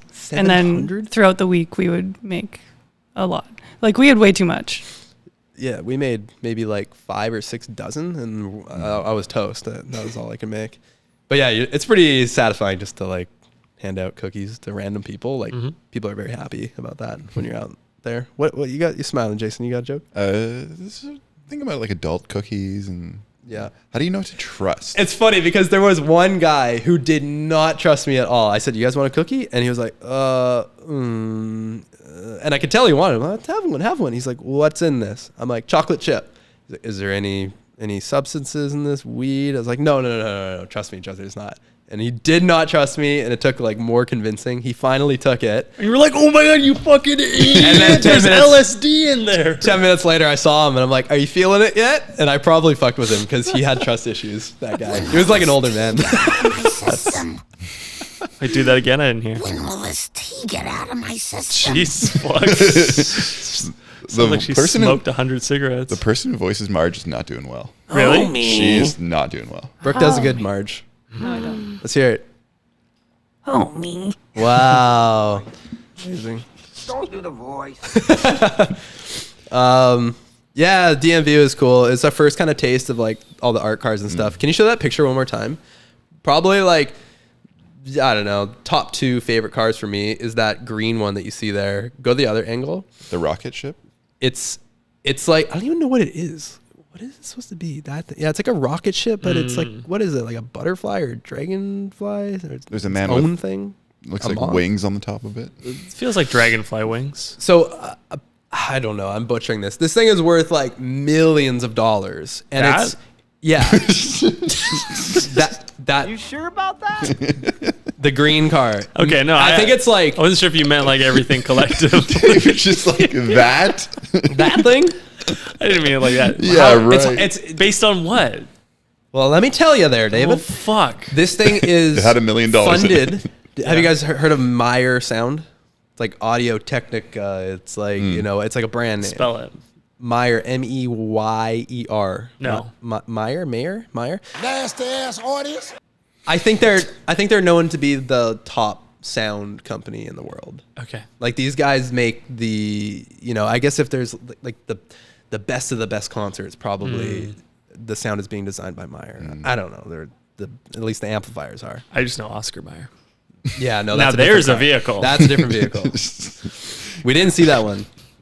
Anyways, it's hard to tell. We don't have great photos of this thing. There's probably some videos somewhere, but in the back there's this massive speaker. Is that the speaker? Yeah, in the back you look, and it's like the biggest speaker you've ever seen. And all week, the rumor, and I think even last year Santos told us about this. The rumor was that it's noise canceling. So you stand behind it, and then suddenly everything around you goes quiet because it's pumping out the same frequency as your surroundings, therefore canceling it, just like you would with headphones that are noise canceling. It's doing something with the frequency in your environment, right? So we saw this art car like dozens of times, and I'm like, when is it gonna do the thing? When is it gonna do the thing? And, like, it's so legit. Like everything here, it looks like probably crappy, but the thing is super well built. And apparently there's like, what did he say? There's like hundreds of thousands of fasteners in this thing. Like it would take days and days and days just to screw the bits together. Super impressive. But yeah, all week I'm like, when is it going to do the noise canceling thing? And then finally we kind of had this perfect moment with the like owner or whatever, the main dude, and one of our kind of main dudes. So there was like a respect there. And so I saw that happening. I was like, oh, okay, I gotta go in and join the conversation and see if they're going to do the thing. And I asked him about it, and it starts another story.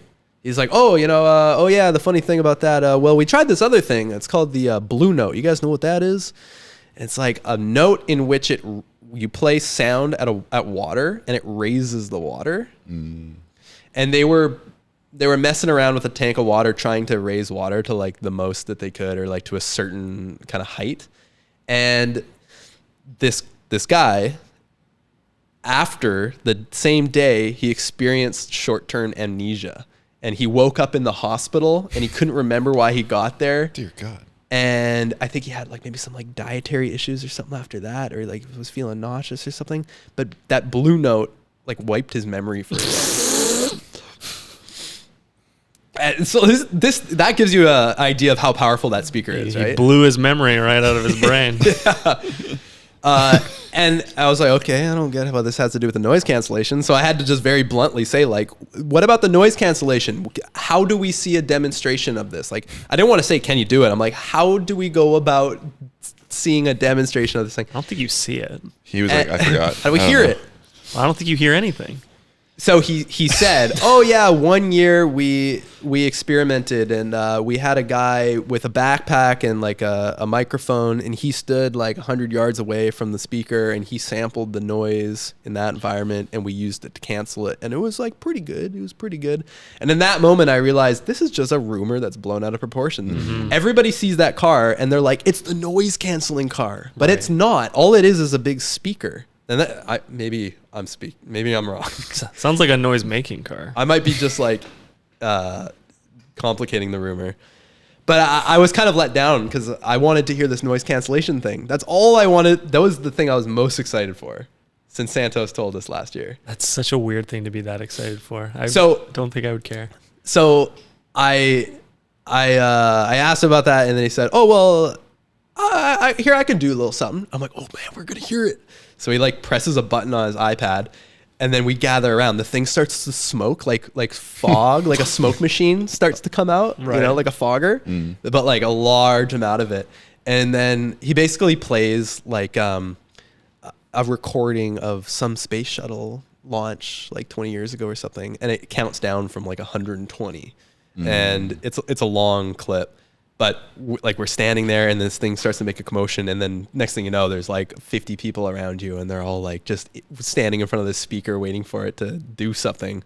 And yeah, it just goes like T-minus 10, 9, 8, 7.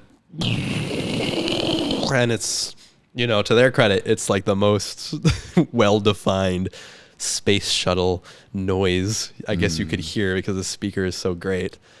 But then that's pretty much all it does. It just kind of makes it's just How neat is that? It's just the space shuttle. So it never canceled the noise. Sounds like the opposite. Made noise. Made The noise making machine. Yeah, I don't know. I was a little let down by that, but Oh, they fucked up. yeah, I don't know. No, I don't know. So did you see any celebrities? Oh, nice segue. So this is the thing you're most excited to ask about. I don't know. I'm just trying to... I spoiled it. I spoiled it. What? Emma Watson showed up to our camp. Oh, I forgot about this. Oh. We weren't there. We weren't present. Brooke and I were like just chilling in the RV, being completely lazy. I think we were taking a nap, and we're like, whatever. We're just gonna rest. Let people do their thing. I think so. The thing is, like the art car, the Serpent Queen would take off, and if you left on the Serpent Queen, you're kind of like stuck on it in a way. Like you could walk home later, or maybe you could find a bike. But Brooke and I chose to just let the art car depart on its own, and then we'll catch up later on a bike. So we had all the freedom. So we're like, whatever, let them do their thing. And then Brody comes in to our RV, and she says, guys, Emma Watson is riding the boat. We're like, immediately get up and like immediately put on our shoes. We're like, we gotta go. And it takes us like 20 minutes to get ready. We're like, holy crap, this is gonna be crazy. I can't wait to see Emma Watson's face. And then we get on the boat and she's nowhere to be found. But the story was Emma Watson showed up to our camp. She was looking for her dad, who I guess like they just got separated. Mr. Granger, go on. A mudblood. He heard about the Serpent Queen and he wanted to ride it. So the word on the street was that he was on the boat. That makes sense. Wouldn't mind feeding her my Serpent Queen. Jeez. Just kidding. Jeez. She's listening to this, man. And her dad. Oh, what's up? And Mr. Granger. Mr. Granger. What are you saying, Granger? Hermione Granger is her Harry Potter character. Okay. That's Mr. Watson. No, she's a wizard. That's Sherlock Holmes' assistant. I see. Anyways, yeah, she was looking for her dad, and then like one of our camp leads, Jack, he just like... He didn't know who she was. Oh, really? Yeah, let me tell the story. Oh, okay. Yeah, Brooke. So yeah, good. She comes up looking for her dad, and Jack has no idea who she is, and he kind of messes with anybody. Yeah, Jack loves to fuck with people. And she had the British accent, and he just started saying, "Papa, Papa." just mocking her as if that's what she's saying, trying to find her dad. And we couldn't find him, but it was a pretty short interaction. And then, yeah, she leaves. And Brody tells him that was Emma Watson. And he's like, oh, shit. That's kind of it. Okay, now let me tell the story. Okay, so I'm just kidding. You did great. That was the story. Emma Watson was there. We never saw her. Yeah. But yeah. No, I was gonna say the papa thing. That was the funniest part. Is that he goes papa. That became a thing around camp. And he It's just kind of like yelling, on Emma Watson a little bit. Yeah. That's funny. That is funny. But did we see any other celebrities though? I guess. Okay. Well, yeah. I spent time with a celebrity and I filmed with a celebrity. So, like at our camp, it's a bunch of filmmakers. One of our campmates. Oh God. Is this him? This is the celebrity. Dream? No. The one on the Cecil? the one on the left is with an N. Yeah. Nirvan. He's a director directing a film called Prescription X, which like the trailer just dropped, and it's about psychedelic research and mostly on this man Rick Doblin. Rick Doblin is he's like the head guy of MAPS, the Multidisciplinary Association for Psychedelic Studies. And I don't know, he's ran this organization for like a few decades now, and they've raised like hundreds of millions of dollars for psychedelic studies, you know, so it's basically the use of psychedelics to help people who have like PTSD or like issues that they cannot overcome, or they're stuck in some sort of like habitual loop that every day they just dig themselves deeper and deeper and deeper to maybe be suicidal or something like that. But the use of psychedelics in a controlled environment allows them to kind of break the habits and break the patterns and help themselves. And so this guy was, I guess, I don't know if he's the lead or he's just one of the guests at Dr. Bronner's Village. Dr. Bronner's Village is the home of that like tank, the see-through plexiglass tank where everybody takes a shower nude. sexy shower. Yeah. So sexy. But it was requested that we help film a sequence with him and an old friend of his, looking at an old photo album, because Rick Doblin, when he was younger, was a very sexy man, and he built a psychedelic house from scratch somewhere, I don't know, maybe California, I'm not sure. Really impressive house, and they were looking through these old like newspaper clippings of this house, like stained glass windows and like custom made bath tubs and saunas and whatnot. And it was cool. And I kind of knew, I was like, okay, I feel like I don't quite know who he is, but I feel like he's someone. I'll take the opportunity. Everywhere we'd go, there'd be someone approaching like, oh, Rick, like that speech you made in this city, it was so amazing. It changed my life. Like what you did for that person, blah, blah, blah. Like he was like a hero, and I was very aware that as we were walking through the town that he's changed many people's lives. I told my mom about him. My mom was like, oh yeah, people probably just like him because he gives everybody's drugs. What a nuanced approach. Not very open-minded. But when I got home, I looked up Rick Doblin and I started to research, and he's on like 3 episodes of Joe Rogan Experience, and he's like one of the first early guests in the first 100 episodes. So he's an old friend of Joe Rogan. So that was pretty cool to get to meet him. We're out there in the Playa, and one of the rangers comes up and says the same thing, like, oh, like what you did in this place was the best display of leadership I've ever seen in my life, and yada yada. And then he said, the fan said, oh, do you guys want some of this champagne? I found it uncorked in the middle of the Playa. You guys want some? We all turned it down. And then Rick Doblin says to the fan, you want to smoke some of this joint? And so it was really cool to watch like the fan smoke weed with Rick Doblin. I was like, this is probably a legendary moment for this dude. And then he offered it to me, and I turned him down. And I was like, did I just turn down smoking weeds with some psychedelic legend or something like that? But that's my story.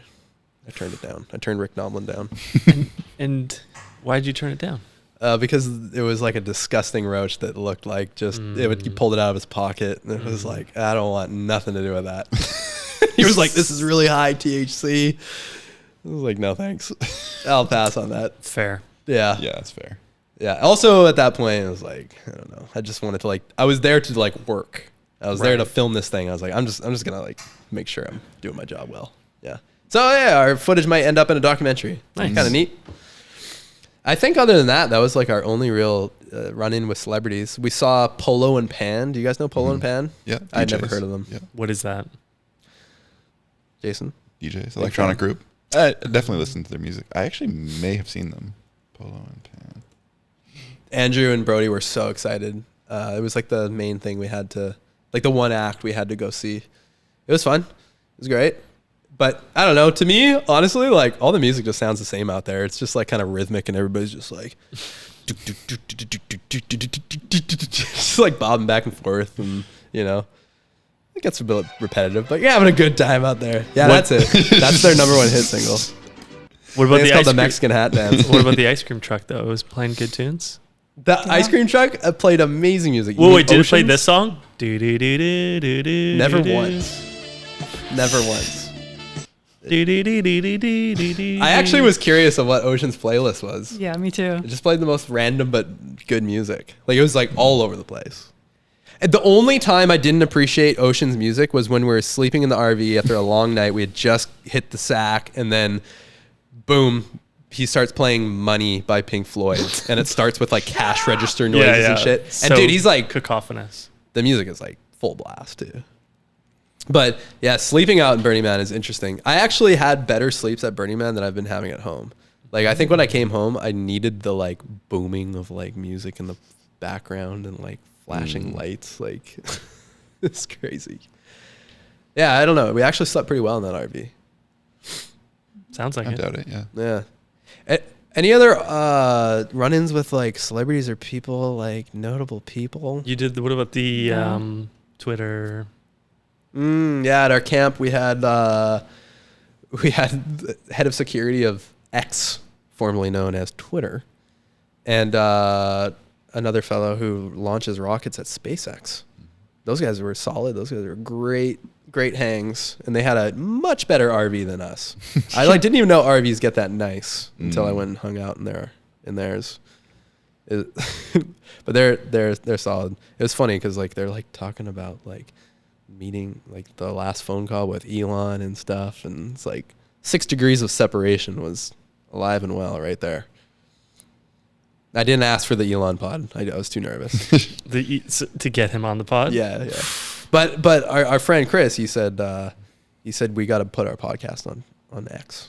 Right. We got to start uploading to X. He said he'll do promote your us. podcast on X. Yeah. He's like, Yeah. He said if it's good, he'll send it to Elon. Yeah, he was. Oh my God. I don't know. Maybe by episode 100, we'll be there. all right. 69. I should have started with the spicy Burning Man stories out front. I shouldn't have started with all the Iveson Ranch talks and the road trip. Yeah, that was a lot. All right, Alonzo, reorganize all of it. Yeah, I'm just trying to give the full experience. I didn't want to just jump to the like, you know, the highlight moments. I wanted to paint a picture because I think it'd be rad if you guys had the opportunity to go. Well, Now- let's talk about like the daytime and just going around to all the different places. Sure. Because that's kind of what I loved about Burning Man is, yeah, just biking around, and there's people with megaphones everywhere saying, "Come to our bar, free bike seats, whatever." Like, Wow. bike seat covers. Bike covers. Basically, Yeah. like every corner you turn, there's like something that's offered to you. It could be like a thrift store, but everything's free. And you go in there, you start taking stuff, and you're like, I feel bad. Like this is wrong. But they want you to take stuff. Like anything. Brooke picked up a backpack on the first day. I picked up, I don't know. Yeah. Like all sorts of things. And then, yeah, of course, there's like food and there's alcohol and there's drinks. And people are like spraying it down with water just to keep you cool. Everybody's like just trying to take care of you. Wait, what did you mention there? Bike seats. Oh yeah, and there was this one place that they did bike seat covers. That's cool. So they like sewed hundreds of covers, and you just pick your favorite design and you put it over your bike seat, and you got a little more flair for your bike. That's sweet. Yeah. There was so much awesome food. You go around. There was like a a soda fountain spot where it was carbonated water. They put some syrup in there. There was snow cones, grilled cheese. One of the flavors of soda that I had was called Brunch. It was cinnamon, maple syrup, and bacon. It was the worst one for sure. And then there was another one that was like whiskey cake or something like that. It was called like Daddy's Soda or something like that. That was my first one. I can't remember. The very first bar we went to, it was so weird because you show up at the bar and like you show up with your cup, and in your cup you print out a copy of your ID. You don't bring your physical ID. You just paste a printout. So they'll ask you like, the very first bar I went to, they're like, "Are you of 21?" I was like, "Yeah, I am." 21. And I show them the ID. So, okay, what do you guys want? And they're like, I freeze because I'm like, I don't know. Like, what are we having? What do you have? And it's just, imagine just going to a bar and you're like, you know, you can order whatever you want and you're not expected to pay anything. It's just so weird. Like you feel like you're stealing. But yeah, I broke the ice with I think like a rum and pineapple juice or something like that. Pick up on the last point or what? All right, would we have a technical difficulty there? What the hell happened? Let's just forget that didn't happen. You ordered a rum and pineapple. Ordered a rum and pineapple. And it was just the first drink where I'm like, this is weird. You don't have to pay for anything. And then we went to another bar and we met the bartender there was from Kits. And he poured me like rum chata. Kitsilano, which is a neighborhood in Vancouver. Yes. Texas. And he pours me a rum. And I think I just asked like, what are we having? What do you have? And he's like, he looks and there's like random bottles on the bar. He's like, rum chata. And I say, okay. And he's like, how is it? I'm like, oh, so sweet. He's like, okay, well, how about this? And he takes peppermint horchata from a different bottle, opens it up and pours it in there. So I'm just drinking 2 types of rum chata.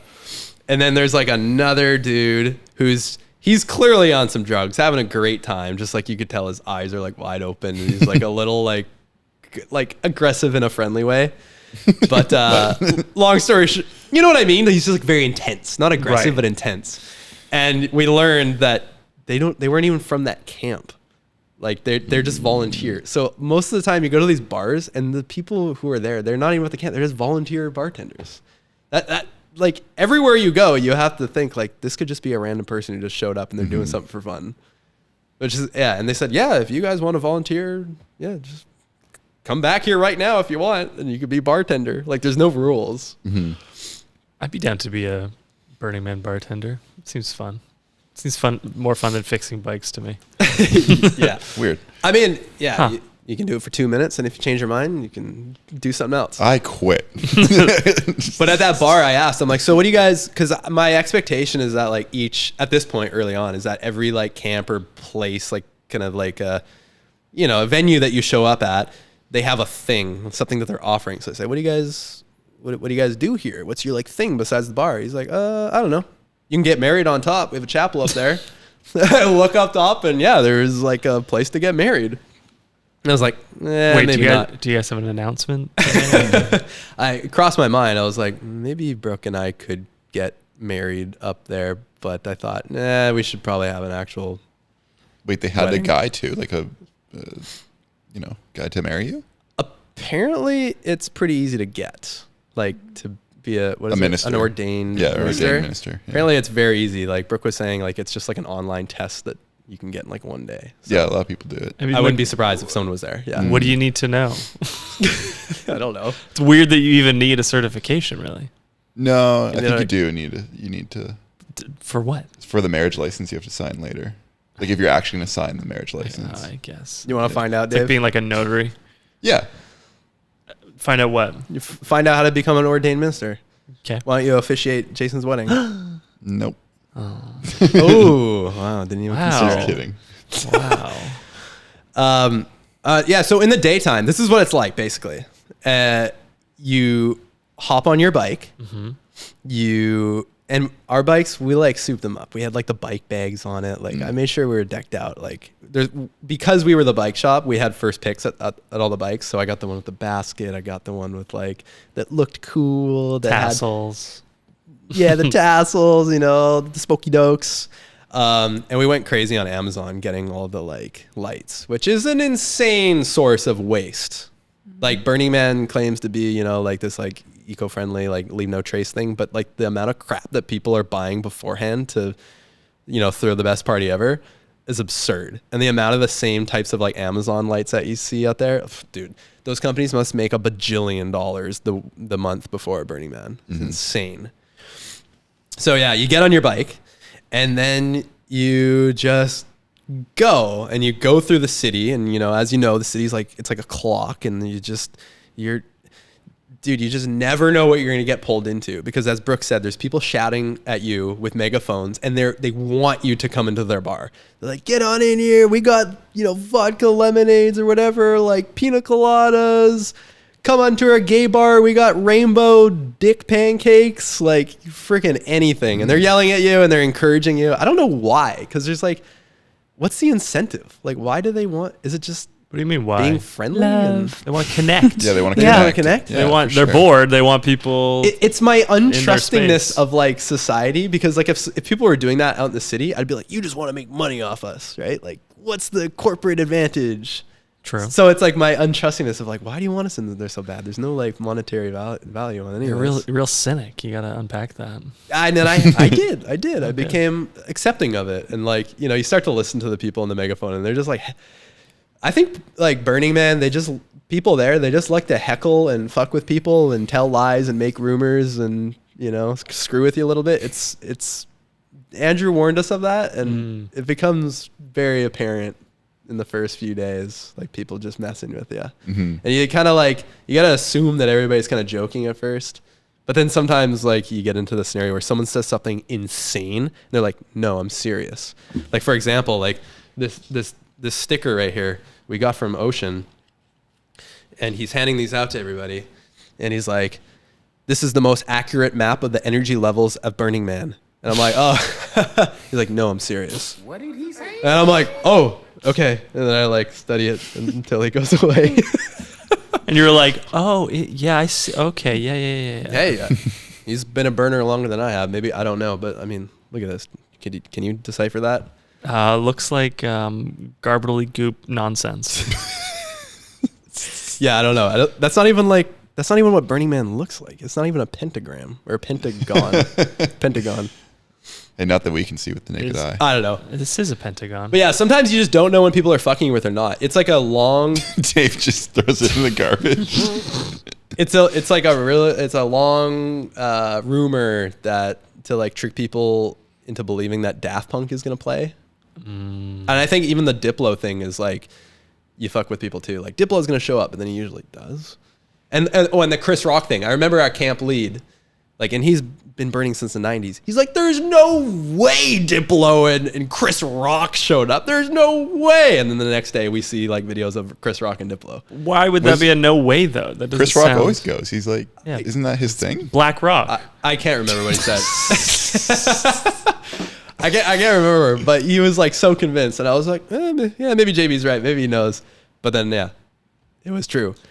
And it's just it starts to mess with you. You're like, you don't know what's true and you don't know what's a lie out there. But what's the context behind people wanting to mess with you? Is it sort of I don't get it. Why is that a thing? I think it goes back pretty deep. Like there's these like older organizations that they kind of changed the culture. Like we were being told this story of this, I can't remember the name, but there's these people that kind of like brought this suit culture into Burning Man. Like when they would burn the man, you'd show up dressed to the nines and looking very like spiffy.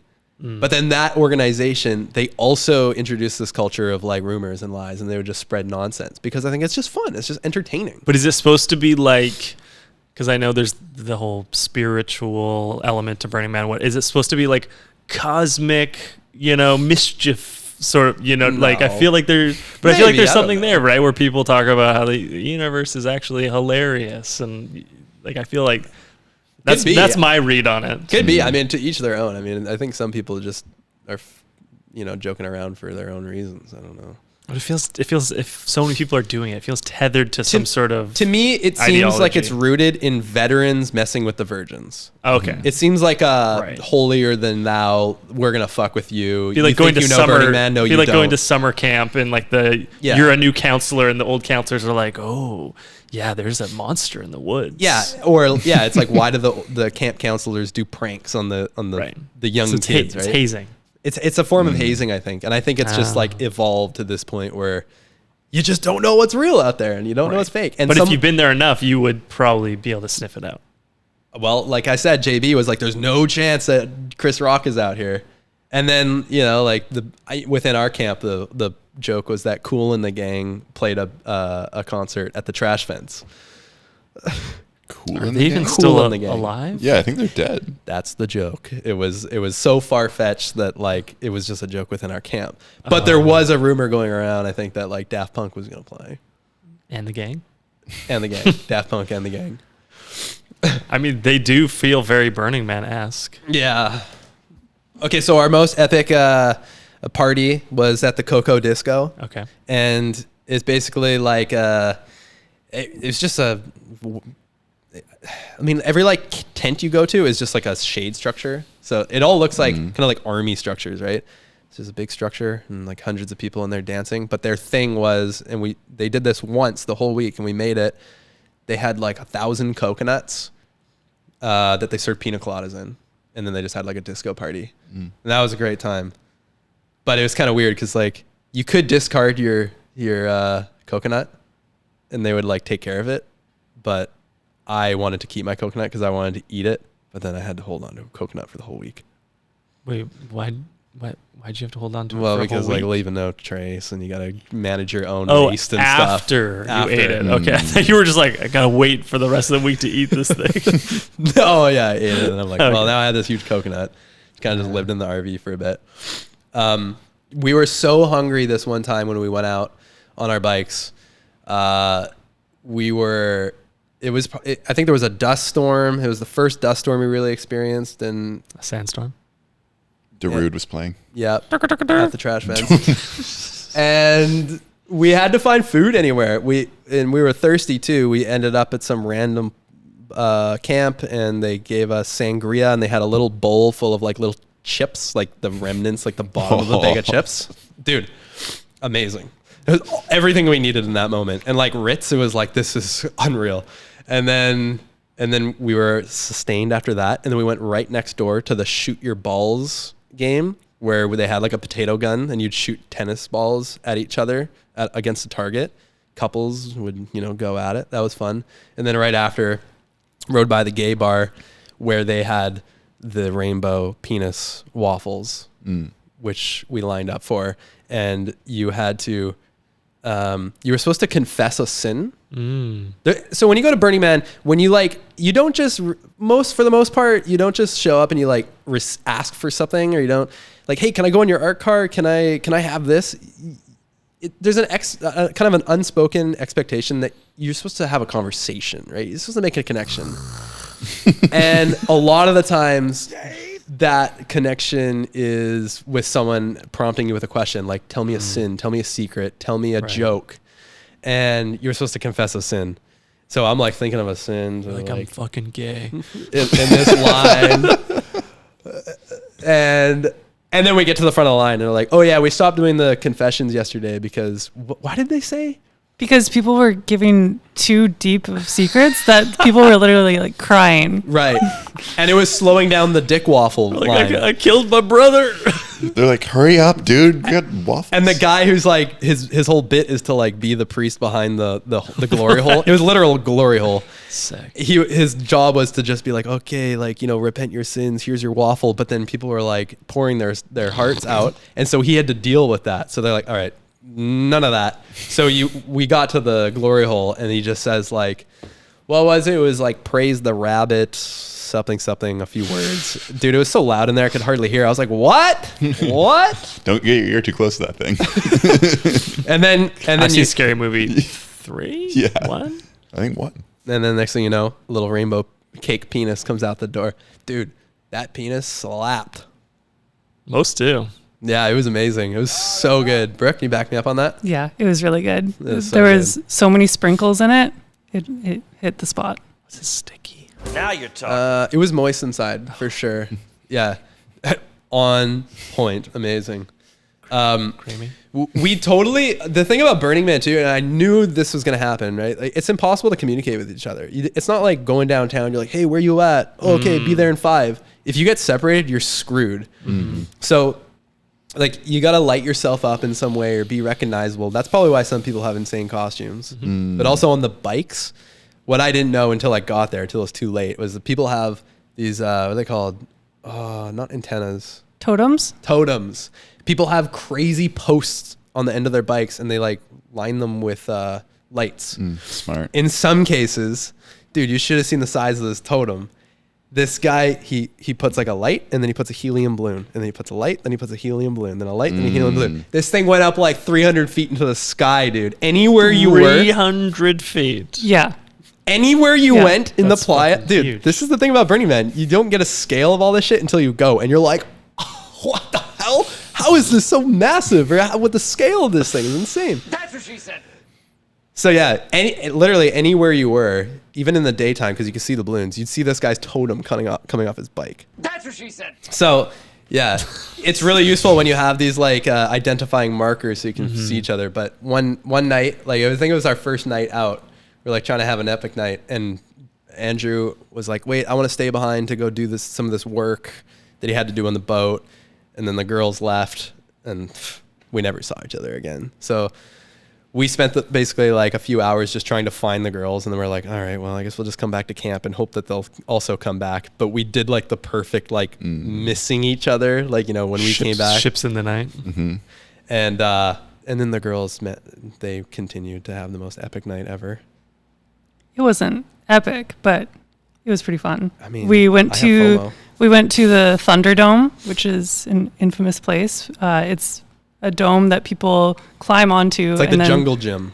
And people just beat the shit out of each other. They're like swinging. You maybe like look it up. They're like swinging in these harnesses, and they have like giant like American Gladiator kind of like Q-tip things, and they're metal pipes that are covered with pool noodles, and they're just beating the shit out of each other.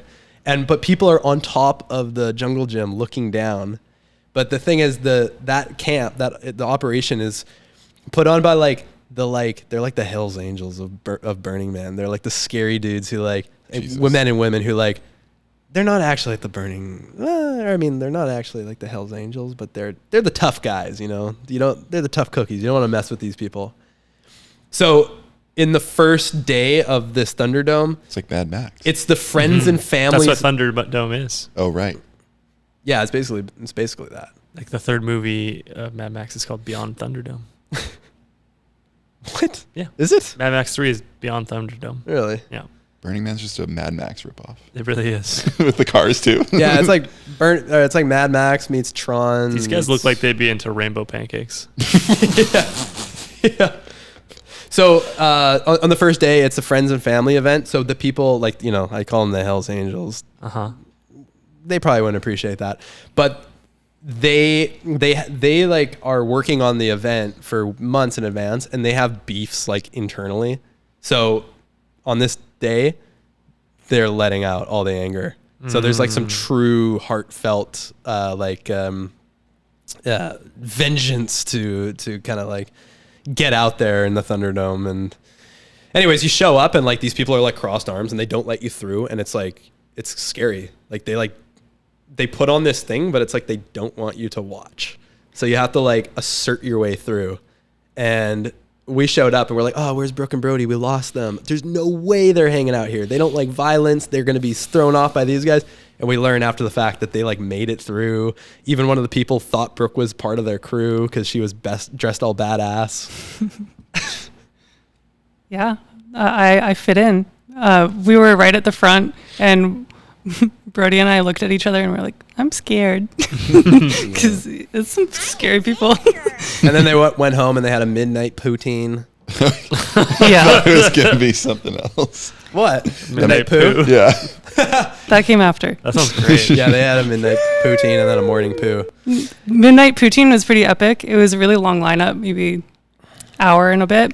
But we met some awesome people, and they're playing music the whole time, and people are singing live. But you wouldn't expect that because the quality was insane. I was like, we have like some professional singers out here. It's crazy. What were the names? Those two people? Perky and Lashes. Yeah. They were. Those are real names? They were veterans. I think they were 79 and 80. Dear God. They were super fun. They were Yeah. actually cool in the gang. Yeah. Yeah, they were just prepping for their show later. And the poutine was delicious. There was a place called Tim Hortons, WHORE Hortons. That was a camp. They had what? Ice caps and Coffee enemas. coffee enemas. Actually, Yeah. They said that. I didn't see that there I though. doubt it. Yeah. Coffee enema? No, they probably did. That is a thing. No, dude, It just seems. dude, you gotta look through this book. You wouldn't believe what's in here. There's like something that's like, okay, this was not, I guess, was not what it sounds like, but it was gray water at bobbing for apples. Yeah. Gray water. No. Bobbing for raw potatoes. Oh yeah, bobbing for potatoes in gray water. Gray water is like your dirty water at your RV. I don't think that was really what it was. You just kill everybody. Yeah, for sure. Well, Anyways. we heard later our friend actually did it, and it was in like a Home Depot like paint canister kind of thing, like a large one, and you can barely get your head through it.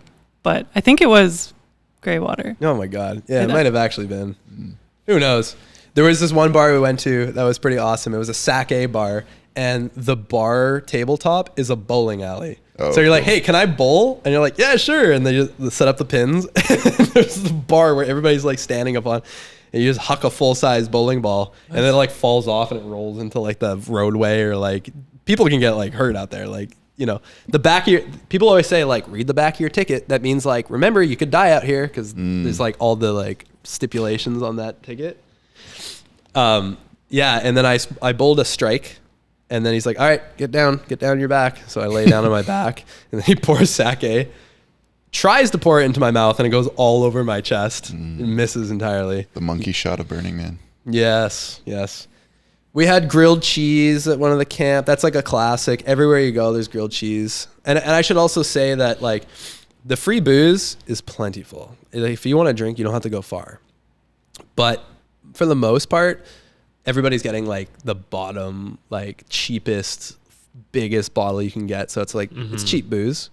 And then also when it comes to the food, I would say from what I've seen, most of it is like the cheapest kind of food you can make, right? Like, but like I said, the chips out there, the like scrap chips were amazing. So when you're hungry out there and you kind of have no choice, you're like, oh, crummy grilled cheese is the best thing I've ever had in my life.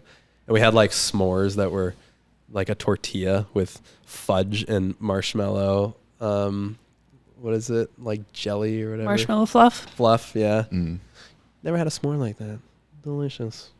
I had a pretty crazy s'more. I'm jumping the timeline a little bit, but Go for it. there's a temple that you put all of your, people go there to post pictures of deceased loved ones. Anyways, at the You're telling a story like I tell a story, I know. Brooke.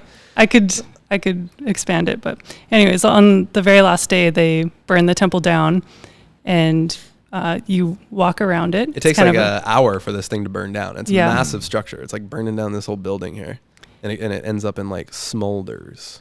And we walked around, and somebody offered me a s'more made from the fire in the temple. Yeah, so there's like this massive smoldering pile of coals, and people are cooking like wieners over it. People are dancing in the middle of the fire. People are butt naked fire dancing. Like you look every 10 seconds, you'll look to your left and something different's happening. Like a tea shop pulls up on wheels. Someone's setting up like a concert. Like someone's smudging people. Like someone's crying. Someone there was throwing essays that they wrote in prison after 7 years of being convicted for psychedelics. And they're like, 7 years in prison. And they're just throwing all their essays in. Like people are releasing some really deep rooted trauma. Yeah, there's a photo there. I thought you meant their Latino friends. What? I missed that.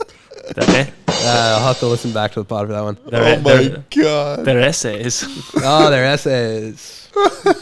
Like, oh God, Carlos. Yeah, and then people are like, cooking s'mores. Yeah, that was Brooke's story. She got a s'more cooked on the temple. But also there was a veggie camp there, and like at first I was like, veggie camp, what's that? That sounds all right. I don't know if I want like fruits and veggies. And then you show up and it's like, you know, a super dope club basically, but the bar is just like delicious, like well present. I can't English. I can't. Well prepared dishes of watermelon, melon, cantaloupe, grapes. Like it's amazing. And then you take as much as you want. Like just hydrate yourself, nourish yourself. And you know, we went to like I feel like when it's all said and done, like maybe 24 camps, and there's like 1,000 of them. Mm-hmm. And because of the rain, like there's so much that we missed. I feel like we should probably get to the rain. Mm-hmm. Yeah, we should definitely get to the rain. Oh, and one of my other favorite art cars, sandwiches. Oh, I should have taken part when it was there. That's the thing about Burning Man. If you see something that you like and you want to like participate, do it because you might never see it again. And this was the perfect example. Sandwiches was this art car that was like, basically it was like Kill Tony on wheels. It was just this like this round art car that was all like pillows and stuff, but they had ovens in the front and they were making like cinnamon butter toasted sandwiches of sorts or something. And you just had to go up and tell a joke or confess a sin or something like that. And it was just pure entertainment. Like people would just come up and say the most ridiculous stuff. And that was very early on when we saw it. And I was like, oh, let's go get Andrew and Brody and we'll come back. And then we never saw it again. Yeah. Big mistake. So anyways, the mud. Should we talk about the mud? Mm-hmm. Mm-hmm. So early in the week, the expectation that it was going to be sunny the whole week, but like mild temperatures, and it wasn't going to be as hot as last year, but it was going to be sunny the whole week. That changed pretty quickly because I guess it was the Wednesday night or whatever, the second Wednesday we were there on the playa, started to sprinkle a little bit. And at this point, Brooke and I were in the RV and I said, do you want me to wash your hair? Because Brooke's already got like, that hair is hard to manage. The day before was a big dust storm and my hair was just covered in dust and it felt disgusting. And the showers were cold and it's pretty difficult to get your hair actually clean in cold water. Yeah. So I asked Brooke, do you want me to wash your hair? Do you want to do like a little spa date? Because I knew that it was raining and it didn't seem desirable to go outside, but we're like totally chill at this point. So it's sprinkling a little bit and washing hair. And then like the rain starts to get heavier. And then you look outside the window and people are starting to leave. Because I guess some people know what's about to happen. So you see like the first car go by. And then you look at the tire tracks and every inch of playa that it's driving over, it's being picked up by the wheels. Mm-hmm. Every footstep that someone's taking out there, they're taking an inch of mud with them. You take another step, now you have 2 inches. You take another step, you have 3 inches. Dude, it does not stop. This mud is like glue. It's so insanely sticky. Like, I was thinking like, it'll be no big deal. Like, I'll just put my boots on. I was lucky because I had combat boots that we bought at the Maynard sale, like the liquidation sale for the Riverdale show. I'm like, it's no big deal. I just put on my boots. But like, I would end up with like this much mud around. And it just makes everything so much more frustrating because it's heavy, it's awkward. Every step you take, that's like a little bit of mud. Every step you take is just like, it's a pain. Every little task you have to do, like you have to go over there to the kitchen to like wash a fork. Ugh, you're gonna have to like deal with your feet and you're gonna have to wash them again. So everybody had like a different strategy with their shoes. My strategy was team boots all the way. But the downside was I had to deal with my freaking boots all the time. And then when I would be done at the end of the night, I'd have just the muddiest boots you've ever could imagine. And I'd have to bring them into the RV and I had to put them in like a garbage bag. But the garbage bag sticks to the mud. Dude, it was just a disaster. But most people, I guess this is like the playa wisdom, people who like know what that mud is like, they wear socks and then they put a plastic bag around their foot and then they tape it so that the mud doesn't stick to like the treads of your boot. Mm-hmm. And if you need to get inside of, a camp or an RV or any any like indoor kind of scenario, you just take off the bag and you have clean socks. But people were having bag blowouts. Like this mud was so aggressive, and it just only got worse. It only got worse. So Brooke and I are in this RV, and our camp is starting to kind of like really take this seriously, and we're having big team meetings, and they know that it's only going to get worse. And we have all of these shade structures that are going to collect water. So we're having our first serious team meeting, like to like really plan out what's about to happen. And I tell Brooke and Brody, I'm like, you guys just stay in the RV. Like, we don't need another person out here with messy shoes. Like, just, I think it'll be more, because we now have to take in people into our RV, because people are in their tents, and dude, the tents have just become a complete mess. Like, people's tents are just full of water. Like, the water's falling off the canopies, and people are trying to rinse or push the water off, and it's just going straight into like people's doors. Yeah. Dude, it was like so bad. So we're having to basically take refugees into our RV. So I say, Brooke and Brody, you just stay in the RV and just clean the RV and get it prepped. So we're at this meeting, and it's raining harder and harder. The sun starts to go down, and like the most epic sunset begins. And because it's early on in the rainstorms, there's like an inch of water on all the playa. And it just is magical. Like warm, glowing sunset. So we go out into the playa, the whole rainbow. Team. We just have to stop this team meeting. We all get out there. I'm like, get in the center. We're going to take a team photo. There's a dude this is like what this area you're seeing here is like the self-camping, like just walk-in camping zone. Mm-hmm. Some dude comes out, like probably on acid or something like that. And he's like crying and he's freaking out. It's like, oh my God. Just like orgasmically enjoying this natural phenomenon that's happening. And, you know, it was like a silver lining, because it was like, holy crap, we're about to like enter some like real shit. But what an amazing double rainbow that's just emerged. And everybody's taking their photos, and then Andrew asks if Brooke and I want a photo, and I'm like, yeah, we want a photo, and then we took a photo. Show him the photo. Give me the photo. I don't know if I have it. You don't have the photo. I don't have it like prepared. Oh, well, okay, well then prepare it. I have a video. Okay, show him the video. I have a pretty cool video. So pull it up. I realize, like, So I just put it here? Yeah. Or give it to Roddy. I'll bounce it on my head. Look at the ground, man. Mm-hmm. Absolute mud. But there's a beautiful double rainbow before us. And like, I have my shoes off. I know we're about to just get so freaking muddy. 3, 2, 1. Lightning. Yeah.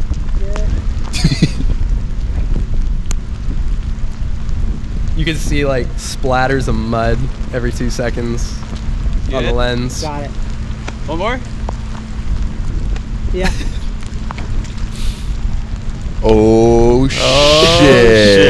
And then I asked the question. What'd I ask, Brooke? Will you marry me? Very nice. Wow. Congratulations. Live on the pod.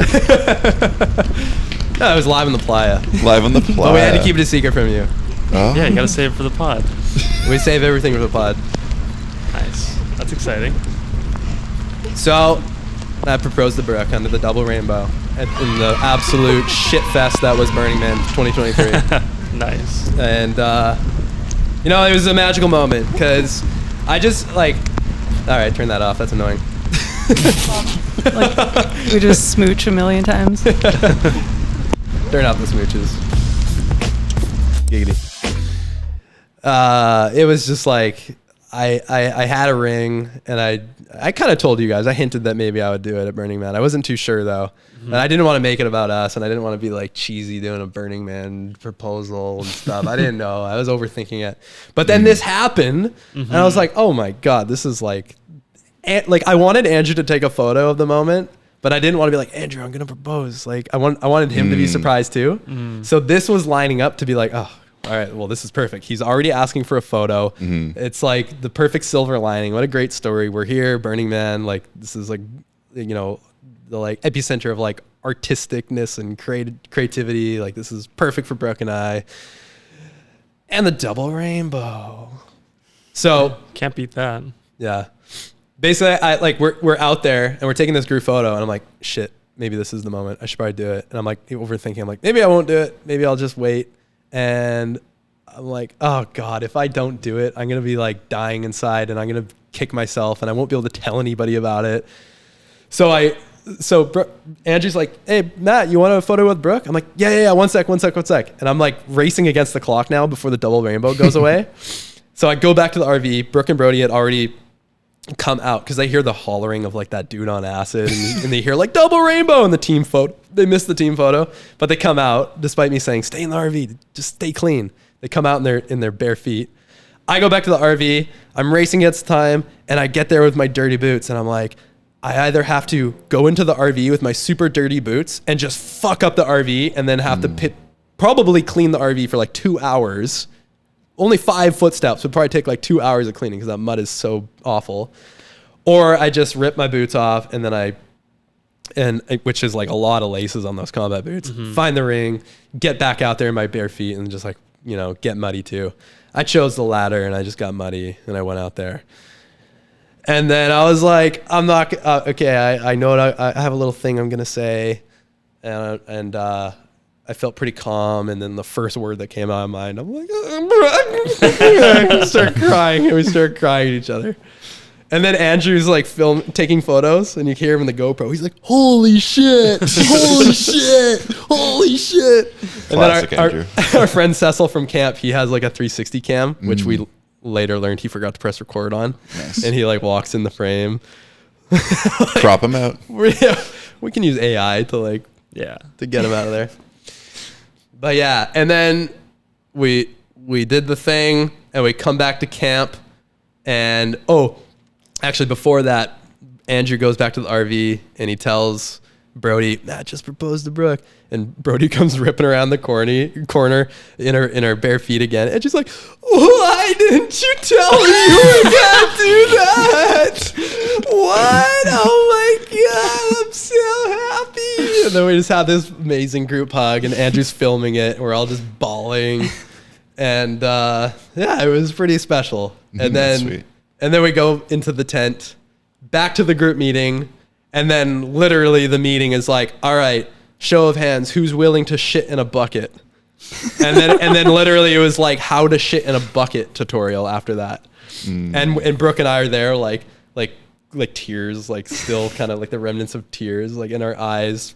And one of our camp leads, she's like mouthing to me, did you propose? And I'm like, and she's like, she stops the meeting. She's like, wait, hang on. Can we just like, just like have this moment for a sec? Like they just got married. And I'm like, no, we didn't get married. I proposed. And then it started this whole thing of people would come up to us in the week and they'd be like, so you got married out here. And I'm like, God. no. I proposed. And they're like, oh, okay. Cause I was wondering like, how did you like do that? Like, did you have like a minister or whatever? And then like the next day, someone would be like, so you got married out here? I'd be like, no, I proposed. And they'd be like, dude, it's the same thing. And I'd be like, yeah, but it's really people not. keep It's not at confusing all. it. It's really not the same thing. And you can get married out in Burning Man. Sure. So I'm like, oh, people would definitely. Like, even my parents asked, did you get married out there? Because they knew the distinction, right? Of course. I hope so. Yeah, they've done it. So it was funny because the first bar we went to, they're like, oh, you can get married up here. And I was like, oh, interesting. But because that was after. Yeah. So Gotcha. you want to tell them the ring? Sure. So you mentioned that we went to the Maynard's sale beforehand. You did mention to me, hey, all of the wedding rings are sold out. So you planted a seed there for me. Yeah, 2020 hindsight. But yeah, you gave me a ring and I went to the $5 jewelry department. And he stole it. And I didn't pay for it. Nice. Where? I put it in my pocket because she couldn't find it at the Maynard Yeah. sale, the liquidation sale. So I stole Brooke's engagement ring from the Maynard sale.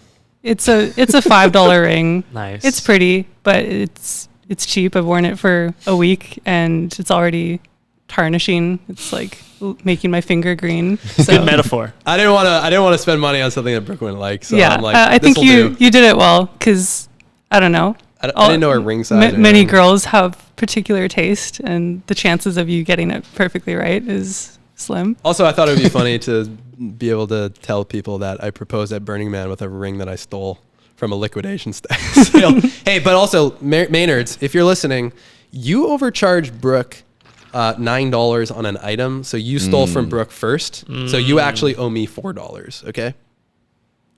Yeah. That's how it works. Yeah. Yeah. I'm just spitting truth, okay? Spitting facts So over that here. could be something borrowed for the wedding. Borrowed. True. Yeah. Permanently borrowed. Something stolen, something burned. Yeah. Something. Yep.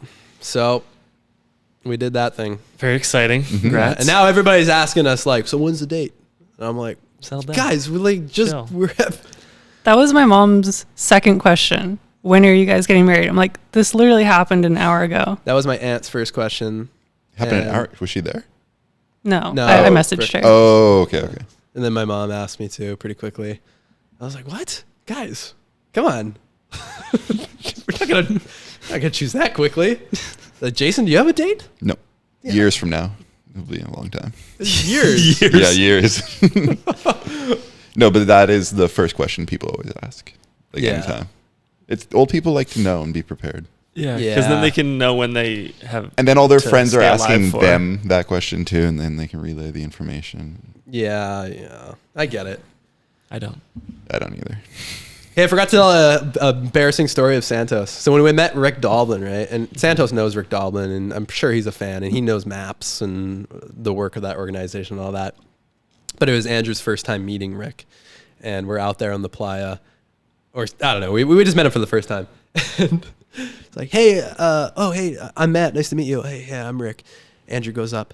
Andrew's like, hi, I'm Rick. Oh, I'm Andrew. Oh, God damn it. I like to party. Oh my. The fuck? That's so And good. You can't even write that. and we've now immortalized that story forever. Sorry, Andrew. And he was so embarrassed by it. And I was like, Andrew, dude, no. don't worry, man. Rick's forgotten by it by now. But I haven't. It's really not embarrassing. It's just you feel embarrassed in the moment, but it's not an embarrassing thing to do. Really. It's just so funny because it's like, of course it happened to like a, very well-known person. And like, well, that's why you're nervous. you have one thing to say. Yeah. But he was like, oh, man, I was going to say, hi, Rick, I'm Andrew. But then I said, hi, I'm Rick. it was quicker. It was less words. So awesome. That's sick. I'm looking at our travel notes here. One of our other phrases to remember was when we're at the Iveson Ranch. Aren't you glad I explained what the Iveson Ranch was, everybody? Yeah, can you give us another 20 on that? I could give you 20 on this. There was a rat. Oh yeah, we didn't even explain. There was a mouse in our RV, and I made a elaborate mouse trap. We never caught it. We never saw it again. It probably died in the playa. Probably. Leave no trace. Yeah, maybe it ran away with Diplo and Chris Rock. I don't know. Dead mouse. Oh yeah, dead mouse at the trash fans. Nice one. We also had a rat at the Iveson Ranch, and dude, this rat was like brazen, as our campmates would say. It was just like casually coming up to us, and like it ran over my foot and stuff. It was disgusting. But then we also had I hate rats. We also had a family of three, not a family, I guess just 3 baby birds that had no mother, and they were just kind of like skipping along, hopping along. And it was clear they had nowhere to go, and everybody felt bad for them. And we asked the owner of the ranch, what should we do? Should we like try to feed them or raise them? And she's like, I'll take them to the brick. And so she just freaking Murdered them. just murdered them with a brick. Bought him a nice couch and. Yeah, the brick furniture store here in Canada. yeah. In her defense, she was saying if They're doomed. They're doomed. They're dead. If we touch them or if we try to move them, they're not going to find their mom, and they're already dead. So they're all bricked up now. They're all bricked up. We've received some gifts too from our campmates. Noah, our friend from Hawaii, Big Island. He was great. He made us this cordage and this. What is it? Black serpentine. It's literally Black Rock. It's from Black Rock City. Okay. And my second necklace gifted to me in my lifetime. And Brooke here has this bolo. Oh, bolo tie, from nice. Christina, one of our camp leads. Just like the nicest lady ever, dude. Yeah, she's amazing. Just a sweetheart. She made these. Yeah, for she handmade each- this. It's a little ceramic pendant. A lot of the campmates know each other from a ceramic studio that they all go to and make pottery. Nice. Yeah. Another thing we learned from these Californians, and I actually did this morning, putting butter on my oatmeal. Delicious. You ever put a slab of butter on your oatmeal? Freaking delicious, man. Butter on almost anything. Delicious. I loved it. Name a thing that wouldn't be improved by butter. Butter? No, that would be improved by butter. It's just Butter, more butter. yeah. Yeah, you're not wrong there. Oh yeah, I also cooked like 50, 60 pancakes for our entire camp. Like, What were they shaped like? Yeah. Let's hear the shape. What? Rainbow covered? Or Oh colored? yeah, no, they were normal pancakes. No, okay. Normal pancakes. Yeah, no, it was cool though. Like cooking for that many people. You guys know I like cooking, so it was fun to like get our hands dirty and like cook for those. It's just the easiest way to show love and like gift people out there to feed people. I also have another note here. My Playa name. Did you even have a Playa name, Brooke? No. I had a few options, but nothing really stuck. My name is Jeff. You guys want to know my Playa name? Okay, so early on at Iveson Ranch, one of our campmates, Luis, he was like, "Oh man, you guys remember that show Zoom? Yeah, they spoke ubby dubby. Do you guys remember Zoom?" No. I didn't watch it. I tell you, like 50-50 if people remember Zoom or not. But Zoom was like a huge part of my childhood. It was a PBS show. It was for losers. I was a loser. That's why you didn't know it, Jason. You were super cool. No, that's not true. And Check out. And I was like, "Oh, Zoom, I 100% know." And I was like, "What about that riddle? Fanny Dooley. Fanny Dooley likes apples, but she doesn't like fruit. Why do you think that is?" He's like, "No, I don't know that. I never heard of that." I was like, "Really? Well, how about this? Fanny Dooley likes trees, but she doesn't like leaves. Why do you think that is?" Why do you think that is, guys? I don't even know what you're saying. This might be. It's Fanny Dooley likes feeding off each other, but she doesn't like podcasts. Why do you think that is? For the listeners at home, if you know, leave us a speak pipe. Leave us a Fanny Dooley. insane. Well, it's currently past 2 hours in the podcast, so the listenership is probably at like 6. No, man, they want to know. They want to know about Burning Man. Or what is the? Okay, tell us what is. I can't tell you. Oh, for I won't be able to tell you. And don't Google it. Don't Jason's Google already it. Don't Google it. You Oh, wow. freaking piece of shit. Oh, wow. Okay. Fanny Dooley. Fanny Dooley. Fanny Dooley likes Matt, but she doesn't like David. Why do you think that is? Oh, she's smart. Fanny Dooley likes Brooke, but she doesn't like Jason. Why do you think that is? Very smart then. The only way that you can like do the riddle is you have to give me like a Fanny Dooley likes something but doesn't like that. And then I will say correct or incorrect. So, long story short, Yeah. my Playa name became Maddie Dooley because all day long I was like, "Oh, Fanny Dooley likes this but doesn't like that." Sure, And- people love that. Dude, Luis though, he spent like 6 days trying to figure this shit out, and when it clicked, he was very happy, man. And then he was just firing them off. And it's funny because you just see who's like clever in camp. Not and me. There was Not some people I. who got it like right away. I honestly like because of this riddle early on in my childhood, it kind of like it made me get more riddles because I knew how to like look at things differently a little bit. Yeah, man, you just wouldn't get it. Once you go to Burning Man, you start doing Fanny Dooley, you see life differently. Once you watch Zoom as a 6-year-old, Fanny Dooley likes Zoom, but she doesn't like to watch TV. Why do you think that is? she's a fucking bitch. Fanny Dooley likes deer, but she doesn't like elk. Why do you think that is? I don't know what's happening. Fanny Dooley likes moose, but she doesn't like animals. Why do you think that is? I know there's some people who have got it. Brooke only got it because it was ruined. Someone was like, "Oh, is it because?" And I was like, "No, no, no, no, no, no, no, no!" And then it was ruined. I'm just too tired to engage with this right now. Fanny Dooley likes boobies, but she doesn't like breasts. Why do you think that is? Is it something like she likes the first thing but doesn't like the second thing? It is Yeah. something like that. Oh, okay. I think I know it, but I can't use Give the me words. one. Give me one. Come on. It would be like Fanny Dooley likes the sun, but she doesn't like stars or something. Incorrect. Why do you Fanny think that Dooley is? likes sun, but she doesn't like. Incorrect. Wait, what? Ooh, now I gotcha. Fanny Dooley likes cookies, but she doesn't like buns. Why do you think that is? I don't care. Oh, I love it. I love a good riddle. I'm gonna keep this going all day. This is after the Fucking podcast. going. I'm gonna keep this going. You said you were going home. Fanny Dooley likes. I don't know. Fanny Dooley likes our brand new Mahalo My Dude vodka inspired citrus drink bottle.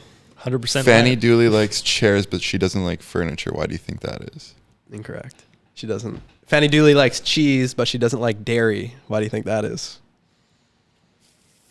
Fanny Dooley likes chairs, but she doesn't like doors. Why do you think that is? Fanny Dooley likes doors, but she doesn't like chairs. Why do you think that is? Fuck. I'm right on the edge. I'm edging right now. Brooke, give us one. Come on. Fanny Dooley likes moop, but she doesn't like garbage. What the fuck's a moop? Moop is matter out of place. That's what they call trash on the playa. Oh. All right, let's wrap it up with this. These guys in Burning Man. Can you see it? Can you not? Brooke, what do you think? I can see Jason. I don't know about Dave. I feel very attacked. No, What? they're saying the opposite. They're like, Yeah, Dave's a fucking square. Yeah, we're attacking Dave. You've told me that you feel like the amount of people would be a little too much, and I'm kind of the same way, where I definitely got a little overstimulated after I Oh, a have while. social anxiety listening to half your stories. Fanny Dooley really got contact you. high. I think Dave would be fine with the people. I think Dave, you're fine at making small talk and all that shit. You'll make it through. I think it's the like you'll get a little bit over. Like you're basically going camping for like a week and a bit, but it's like very extreme camping. Mm-hmm. And I feel like you might get a little over it or something like that. Mm-hmm. At the end of the day, you guys can both do it. Anybody can. Yeah, I do mean, it. I could do it, but it sounds like it's a big commitment. You have to really want it, I feel like. Yeah, I do think that the best way to do it is you go with a camp or someone who has like gone before. So then they already have the infrastructure in place. You learn, everything you need to learn, and then you can go back and you can try to do it your own way, or you could try to walk in camp and do it yourself and like learn like how you fucked up. And it's great because now that we've gone in like the torrential rain, it's like how much worse could it get? So we know what we would need. Mm-hmm. Yeah, you probably experienced the worst version. Oh, and we didn't tell you about the coolest art installation that blew my mind. I was saying like it blew my mind in a way I didn't know I could see things like that. There was this green. We didn't even talk about the art at all. This is why I wanted to do a 5-hour podcast with you guys. You really didn't need to give 40 minutes about the ranch. I'm sorry. Cut it out. Cut it out. Cut it out. Okay, there was this art installation. All it was a post with a green line. The green line was like, it was like 3 feet tall. Just Like a painted line? A green vertical light, like a kind of like a lightsaber, but it's up there. You're looking at it, right? And you just look at this thing, and you're like, "What the heck is that?" Okay, and then you look away, and you're like, "Wait, what the heck?" And then you're like, "Oh, it's just a light." And then you look away, and you're like, "What?" And then every time you would look away in your peripherals, that light would stretch out into an image. The refresh rate of that light was I guess it was really quickly kind of like animating or changing so that when you looked away, your vision would stretch that light into an image. So it would be like you would see an eye, or you would see a man, or you would see like an arrow or something like that. And it was the trippiest thing. So we pull up to that art installation on the boat, and then one person sees it, the next person sees it. Everybody's like, "Whoa, what the heck?" And then you look behind at like 30 people in the boat, and everybody's just going like this with their head looking side to side, shaking their head left and right because they're all trying to see this thing. And it just blew my mind because I'm like, I didn't know that our eyes could see like hidden messages just out in the open like that, right? And that's what I mean when it's like you start to see these like pieces of art that you're like, I didn't know that was possible in that way, right? Yeah. Like, literally, you didn't know that the physics of that were possible. It's playing with the capabilities of human anatomy that most other things in your daily life wouldn't. Yeah. Bother. There wouldn't be any conventional reason to have something like that anywhere else. Exactly. Whoops, Whoa, sorry. what was that? I don't know. And one of the other things was like you would see like the things that people would do with fire and propane was pretty impressive. Like every once in a while you'd look up and you just see this perfect donut of black smoke just slowly rising up. How did they make that thing? I don't know. I can't remember off the top of my head, but there's a lot of things like that where it's like, what? How is that possible? Someone just like devised the perfect scenario for this thing to happen and they brought it all the way out here. Insane. Mm-hmm. I think you guys should consider going. It'd be a really cool thing to do in your life. I think like once you do it, you don't regret it. You don't regret it. Yeah, I feel like you don't regret most things like that. Yeah, I wouldn't regret it. I feel like I've wanted to go for like years, but it is the commitment where I'm just like, fuck, that's a lot of time and money, and I got stuff above it. But it's really not that much time. I don't think it's that much time at all. Like, you mean like literally being away for a week? Well, you were away for a while. Well, you don't have to do the week and a half thing that we did or the 2 weeks because But that sounds more fun. Oh, you can do that. It's great. Yeah. The ranch? I mean, it's all the experience. How would you guys even be able to make this decision if I hadn't spent 1 hour on the ranch? It's true. I had to tell you about the ranch. I didn't question the time spent. Oh, thanks, Jason. That makes me feel better. Yeah, it's fine. I didn't question anything. Yeah, Dave was internally even questioning. I saw those eyes rolling. Sorry, it runs in my blood. It's my family. We tell stories. I get on my mom's side. What, long-winded stories? Yeah, long-winded stories. But you don't do that thing too much where it's like, oh no, and then I forgot this part, and you like keep backtracking. You don't really do that, which is good. Mm-hmm. Yeah, I try not to. I've learned from listening to my mother's stories. Yeah, exactly. I feel like it's a mom thing. Is it a mom thing? Yeah, my mom's like that. We watched this this documentary on YouTube that was filmed for a Vancouver filmmaker taking my parents to Burning Man. And also, if you want to know what Burning Man is, the best video that I've seen on YouTube is called Burning Man, the most unusual city on earth, I believe it's called. It's got 7 million views. It's fantastic. It gives you a really thorough like overview of like everything you can expect. I actually kind of wish I had watched it before leaving, but at the same time, most of it was just kind of a surprise, so it was cool. But yeah, good times out there. And some of the veterans at our camp that have been going for since the 90s, you know, I think it's a joke to say every year that this will be the last Burning Man ever, but it seemed like they were serious this time. They're like, this is a disaster. We'll see what the BLM has to say about this, and we'll see how much damage was done to the playa and how much garbage was left behind. Because usually what happens is the cleanup team, they get in a line and they walk the distance of the playa, pick up every item, and they record 1 bottle cap, 2 bottle caps. And then they they sweep the entire playa, and then they'll publicly release a report that says we cleaned up this many garbage bags, bottle caps, hairpins, whatever, bicycles. So we'll see what that report is like this year. But the amount of stuff that was abandoned is probably quite a lot higher than previous years because some people just had to completely just jet. Leave. Yeah. But that also leaves more room for the what do you call it? Like the people, the scavengers. Like one of our camp members, he's like, I'm sticking behind and collecting e-bikes that were abandoned. And we all laughed. He's like, no, I'm serious. I'm getting e-bikes. Sure. Cool, man. Yeah. Insane. I actually met a dude at one of those bars that he just flips Burning Man bikes. That's his thing. He said he made like $10,000 last month just doing that. What? Yeah. How do you get all those bikes out of there? It's insane. No, I don't think he like gets it out of I think he gets them on Facebook Marketplace and he flips them as Burning Man bikes, right? Oh. He's not collecting the junk bikes. Oh yeah, that's just Just got like 600 bikes. Yeah, exactly. That's Yeah. just taking advantage of people. Yeah. But Jason, you would love the bike aspect. Like that's such a great aspect, you know, for us. Just the fact you're biking around everywhere, Mm-hmm. and because it's flat, it's like effortless. Yeah, it's basically. super chill. And there's no need for an e-bike out there, in my opinion. There's definitely there'll be a couple times where you have a headwind or like you want to get home a little quicker, but it's best that you just have a normal bike. You don't need to be hauling ass out there. You just got to be, you know, enjoying your time, smelling the roses, Smelling the waffles. smelling the dick waffles. Yeah. It was great. Missed you guys out there. Wish you guys could have been there. But you weren't, so you missed out. And because of that, Fuck. I am richer and you're not. And I'm a better man. It's so true. Fanny Dooley. Fanny Dooley. Fuck. Fanny Dooley likes assholes, but doesn't like bums. Why do you think that is? Is it an A-B situation? Fanny Dooley likes butts, but she doesn't like bums. Why do you think that is?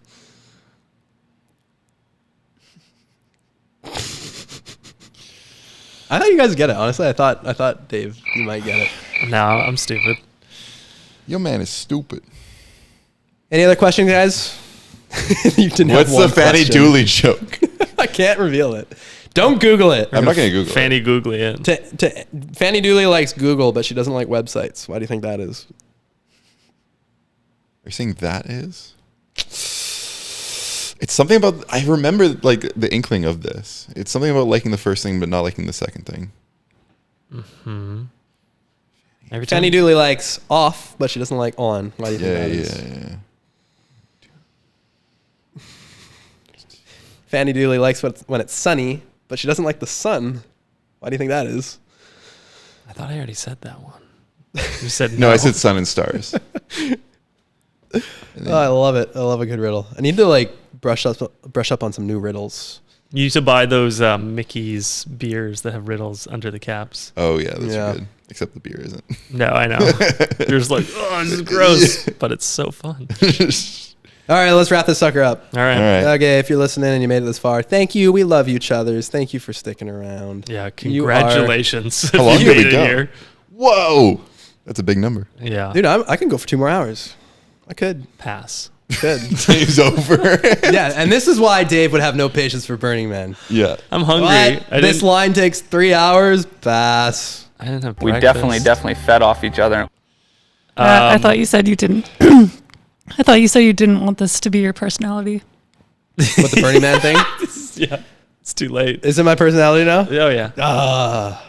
Yeah, You just part want of to me. get it, man. Yeah, you just don't get it. Let me put my glasses back on. All right.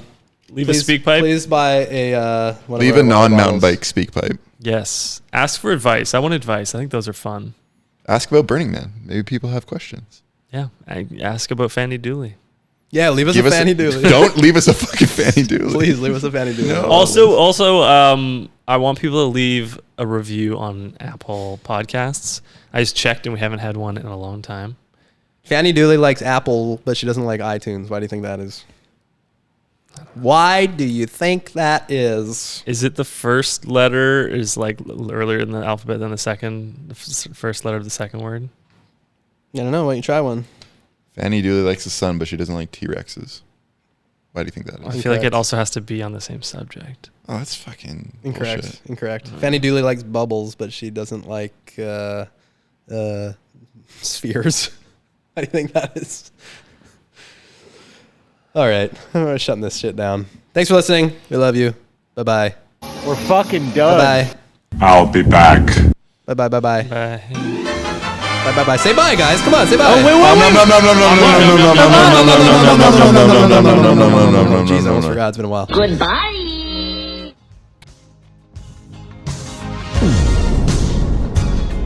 Thank you for listening to Feeding Off Each Other. Please subscribe for more great podcasts.